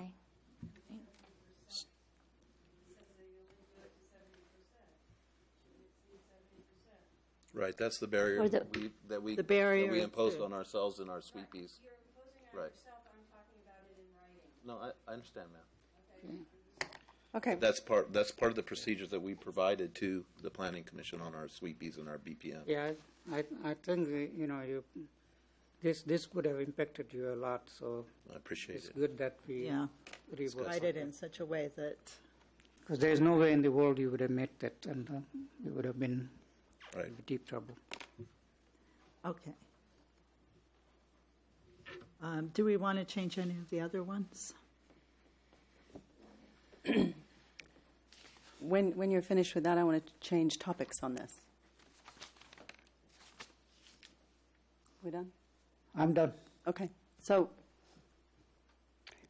I looked at this application not as though it was an existing business that didn't have a permit and that we were trying to figure out whether we were going to approve or not. In my mind, I looked at this as a new application. Had this come before us in the first place for approval, how would I have handled it? And here's my problems with this application. It may or may not trigger something in our land use policy, Chapter 5, Policy 24A specifically, prevent blight and deterioration by providing public information and enforcing health and safety codes. That's what I found in our land use policies in our general plan. that concern me greatly relative to this piece of property. Could you say that again? Excuse me, I'm losing my voice. I'll do the best I can. Chapter 5 of our land use in our general plan, Policy 24, specifically Program 24A, prevent blight and deterioration by providing public information and enforcing health and safety codes.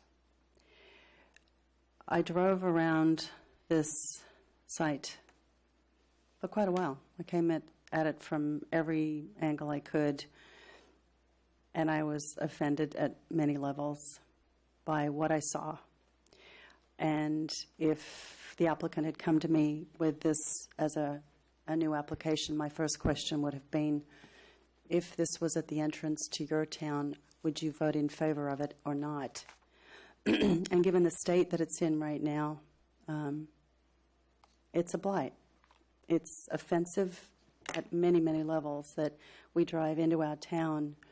Our city corporate yard's cleaned up its act over the years. It's not great. We'd all like to see that somewhere else, but it's there, but it's in much better shape.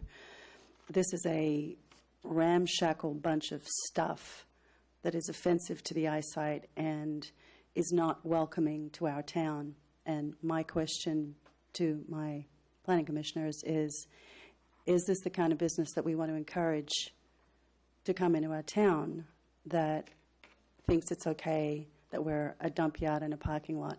We've done this before. The parking lots that are further along Tunnel Road were given very specific guidelines from us as to how they were to conduct their business, how clean and neat and tidy, and so far from what I see, and I travel that almost every day, they have conformed. I have not seen that here. So I have, excuse me, serious problems relative to what I deem to be an eyesore, as well as just general concerns about this particular piece of property and having human beings working on it. In an unknown situation, there's been gasoline leaks all over that property for years, and we're going to have humans there every single day. And if this had come to us as an original application, I probably would have suggested that the applicant not spend the money on this particular piece of property if we were going to approve it, but to move it further back on the property, which is vacant with nothing there. So people driving in and out of Brisbane would not be bombarded with this particular beast of an operation. And I'm not panning your business, I'm panning the way your business looks in my town. And so that would have been my requirement, is that it was not on the street, that it was further back, and that it was screened by something green. Now putting up a fabric screen around it, that's a fabric screen I don't think is going to make it any more appealing as an entrance to our city. So if anybody's got any other comments about that on the Planning Commission, please feel free to say something, but that's how I feel about what we're looking at right now, is that it's a blight. No comment. No comment. Well, I think the screen is going to make a difference. Okay. As our council person suggested.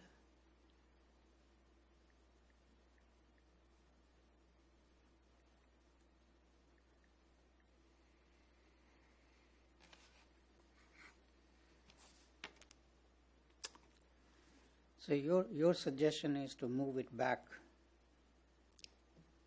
Let's assume that, well, let's pretend that this was an original application, which really we should be looking at it in that way, from my perspective. But and yes, I would have said, move all that stuff. And right now, there's huge pieces of machinery, and there's light boxes, and there's mounds of stuff covered in black plastic. It's about as ugly as it gets. I love my town. I think we should have a beautiful entrance to our town, and your business is really ugly. But the thing that the concern I have is this particular property has certain zoning you know, attached to that will allow that kind of a project. I understand, So, but it's an interim use, it's So- not granted. yeah. It's an interim use that's going to end in March. No, the property's going to be used for 12 months. No, I understand that. This part will end in March. So if you do want to maintain that area to be something that's real appealing to the eye, then I think we may have to change the zoning of this somehow, so that we don't allow this kind of projects in this area. Otherwise, not only this application, but tomorrow somebody else is going to come and request a similar type of operation. That's this particular type of land. There's nothing else can be done with this other than these kind of activities. I understand what you're saying. Yeah, including our own yard. So that one only thing we can do is try to. I mean, we cannot put any constraint on their operation either, as to what kind of equipment they can bring or what they cannot bring. So the only thing we can do is beautify from outside somehow. One of the proposal is to put the green fence, but I don't know whether that will screen to the satisfaction, of the other citizens they're looking at driving through here. That's correct. Yeah. So it's a tough question, and it's tough. It's very tough to weigh one way or the other, because one way we allow this kind of a project on this land, and the other side is that we are concerned about the blight issue. So, Well, if this was an original application, we would probably have a beautification component added to it, given that it's the entrance to our town. But you can this is still- putting the cart after the horse is already bolted out of the gate. So we have a different situation. I'm expressing my opinion on how I feel about this, which I'm entitled to do. it's a tough one. Right. So I've said my piece. Is there any other questions? No. All right. All right, so what is your pleasure? I want, And excuse me, everybody. I would prefer that we look and see if we want to change any of the other language under conditions of approval. Are there any suggestions you can make to beautify this, Karen? In the front? Are there any suggestions that the applicant can look at it? Sure, they could rent potted trees and put out the front for a year. That's been done further along Tunnel Avenue, which was helpful. You mean planted a series of trees in front? No, I believe there's businesses where you can rent big tubs of trees that are. I don't know who. Would that be your recommendation to add that condition? I don't even know where we would find them, but I know I've seen them and I know it's been done. But this is the entrance to our town, so I want you to think very carefully about that. And I'm just wondering, is there a possibility of moving all this stuff way to the back of the property? Since I've got you on the spot. The section we leased is up on the front. Yeah. All the equipment that you have right now that's right up against the fence, could that be moved to the very rear of the property? I can't go, I did not rent the part all the way back to the tracks. No. To I see what's delineated. Right now it's leaning all over the fence, and I mean, you've got, I don't know what those big round things are. Those are the vacuum trucks. Right. That are going in and out of the yard, which is similar equipment to what the city utilizes. Through the chair, Karen, are you asking if it could be moved back to this line instead of out here? It would be marginally helpful. Yes, we could. Do you I can't- understand my can't- concern? If I this was in understand your, the if it was in concern, the but- entrance to your town, how would you feel about it? I look at it as progress. You have to do. You have to do things, and we have to meet our obligation to clean it up when we're done. I mean, I don't want to be held responsible for what other people haven't done to be good stewards of the community. You know, I can only control what I can do as Golden State Utility Company.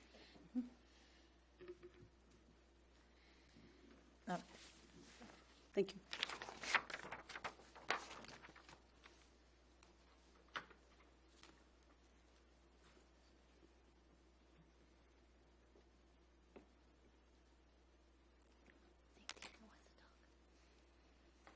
Go ahead.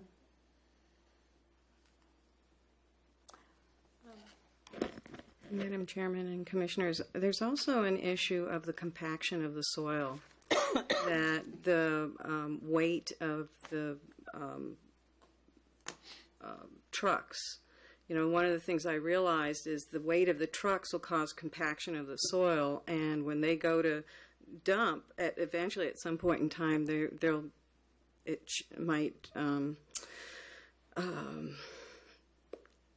well, it just might not be the same dump ability if the land changes its form. Let me see if I'm getting what you're saying correct. The berm right now is at X, and you think that over time The weight of the trucks coming is up going to it will be lower, you know, to impact the soil. I just know that the compaction of the soil becomes an issue. So I would assume that in general practice, the people who would be bringing trucks in and out of an area would maintain that? Thanks, Dana. It's an issue with this land. That is an issue with this land that I guess we can put into consideration if there's somewhere to put that. I understand that. I mean, that's true, but I would assume the operators would see if Well, I something was think it's- sinking and fill it up. Isn't this already there, that they would leave the land as, the only difference would be that there would be gravel? That's in number,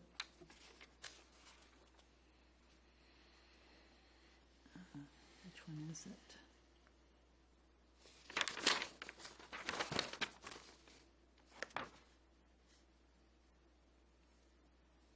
Which one is that? The existing state you're talking about? Yeah, to the pre-existing. That's K. That's K. Yeah, I don't think that was the reasoning. It's like, say the trucks are coming in and out and in and out and in and out, and over a 2-month period we've got a lot of rain and things start to sag, which they do on that land, that the operator would keep the berms in the current state so as not to cause... Erosion or compaction? Well, no, it's just that if the land does start to move, which it has and does do, and those berms start to sag, or the ramp that the trucks go up starts to compact, then, you know, there would be a potential for spillage. So somewhere in there, if you're going to approve this, then it would have to be, you know, that the operator maintains the berms in current Whatever height it is currently. to stay 100% that way, right? working order, or what, I don't know what the language is for that. Maintains berms in 100. So Amazing. presumably there would be a certain height right now, right, for the berm, correct? So if you can maintain that and have that regularly That makes checked sense. for the same height, the consistent height throughout the usage, that would be If I one way may, to that's do in it. our best interest too. Right. We don't No. want it spilling. We have to maintain it. We have to keep the ruts out, because if the trucks start rutting, they can't move. They get stuck. So we have to keep it dragged and clean. That's the purpose of the rock, is to help support the weight and dissipate the weight of the vehicles. So measurement would be probably the most precise way. It shouldn't be just simply eyeing it, right? Right, it's measured. We can maintain it in the current designated shape and size that we put in the application. And would that be a condition that we can add to make it very clear? We could add that condition. And that would be Under number something K? you're okay with? Yes, ma'am. Okay, great. And that could be under number K. Do you think? I don't think that's appropriate for item K. No, no. Where would it It would go? be separate. It could be a It's a- separate It would be condition. separate. Okay, it doesn't fit in K. Just Yeah. refer to as berm. All right. Is there anything else we want to do here? The one thing I just was thinking about it, and I look at the condition H. It says transfer of the drill mud should be conducted in a clean and orderly manner to prevent spill outside the contaminant area. If a spill occurs, it shall be promptly cleaned up and the area returned to the pre-existing state. I was thinking that maybe we can either elaborate on that one or maybe put a condition that at the end of the project, the applicant can check that any spill occurred there didn't leave any contaminated material behind. Because promptly cleaned up, it doesn't mean what that means by properly cleaned up. Right. Ken, did you get that? I did. Okay. Okay. So can we just go back to the berm one? I was thinking that before, the suggestion was made by the applicant that they self-designated the 70% level. That could be something that could be consolidated with the idea of keeping the consistent height and, right? I think that's two separate things altogether. You think that the 70, keeping The it, 70% fill when they empty the tank has got nothing to do with settling of the land by the trucks. I think that's two completely separate issues. but were we referring to the berm in general for both or no?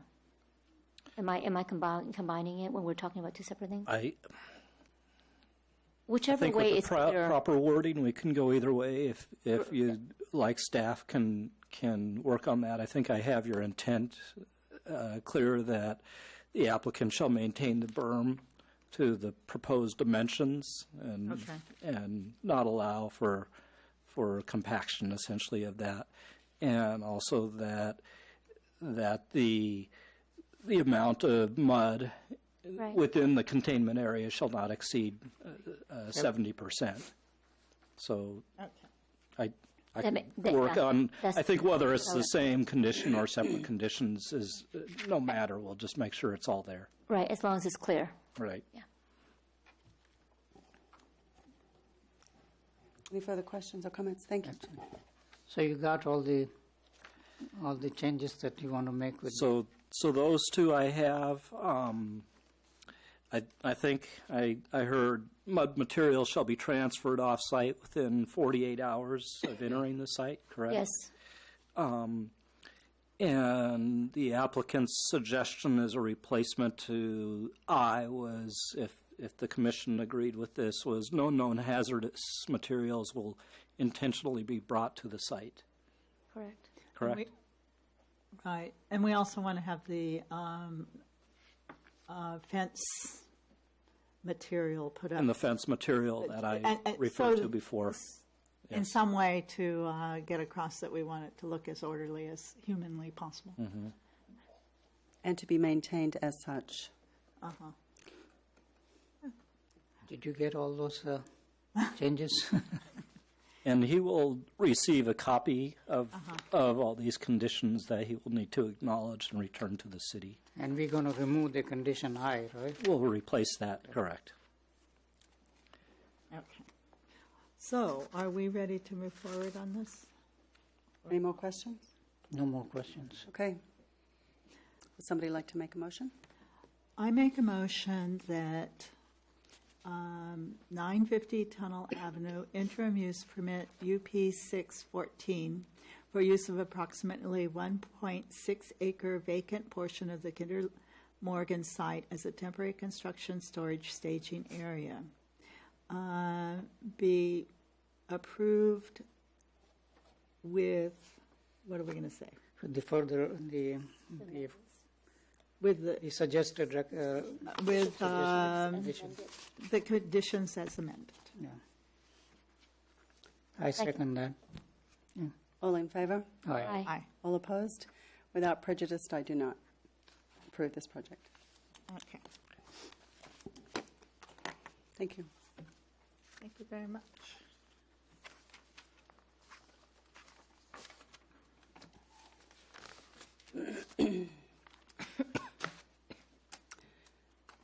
Okay. We don't have items initiated by staff here. You don't have anything to say? You caught me. Gee, I guess if I did, I couldn't mention them anyway, it's because just I'd be not just violating me the Brown making Act. mistakes all the time for a change. Oh, that's good. We approved this, so I guess Okay. I can't say anything. Staff has nothing to say. Hey, I guess I don't. Too many parties, that's I why. guess so. I didn't anyway, so it's convenient, so. Okay, items initiated by the commission. And then, again, the status of the EIR. It hasn't been published yet, so you'll be the First to know. first 100 to know, part of the first 200 to know. Do we have any fantasy dates yet? I'm actually expecting a new schedule before the end of the week from my consultant, so I don't want to speculate at this particular moment. I don't want to get your hopes up. Right? Also, I want to make one comment that I'm very pleased with the new planning staff. I was really impressed by her presentation today. Thank you. Any subcommittee updates or any other comments? No, I don't think anything happened over the holidays. I will say, because I've remembered to say this, I don't think it's required, but I will read the appeals process. Anyone may appeal the action of the Planning Commission to the City Council not later than 15 calendar days, 10 calendar days for subdivision and sign applications after the Commission's action. An application form and fee is required to make a formal appeal. For additional information, please contact the Community Development Department at 415-508-2120. And with that, I would like to adjourn to the regular meeting of You have to make a motion. I'll make a motion to adjourn. You want to read it? Second. Can I read it? Go ahead. Okay, thanks. Adjournment to the regular meeting of January 22nd, 2015 at 7:30 p.m. I'll make a second. All in favor? All in favor? Aye. Aye. Thank you. Very much. Thank you.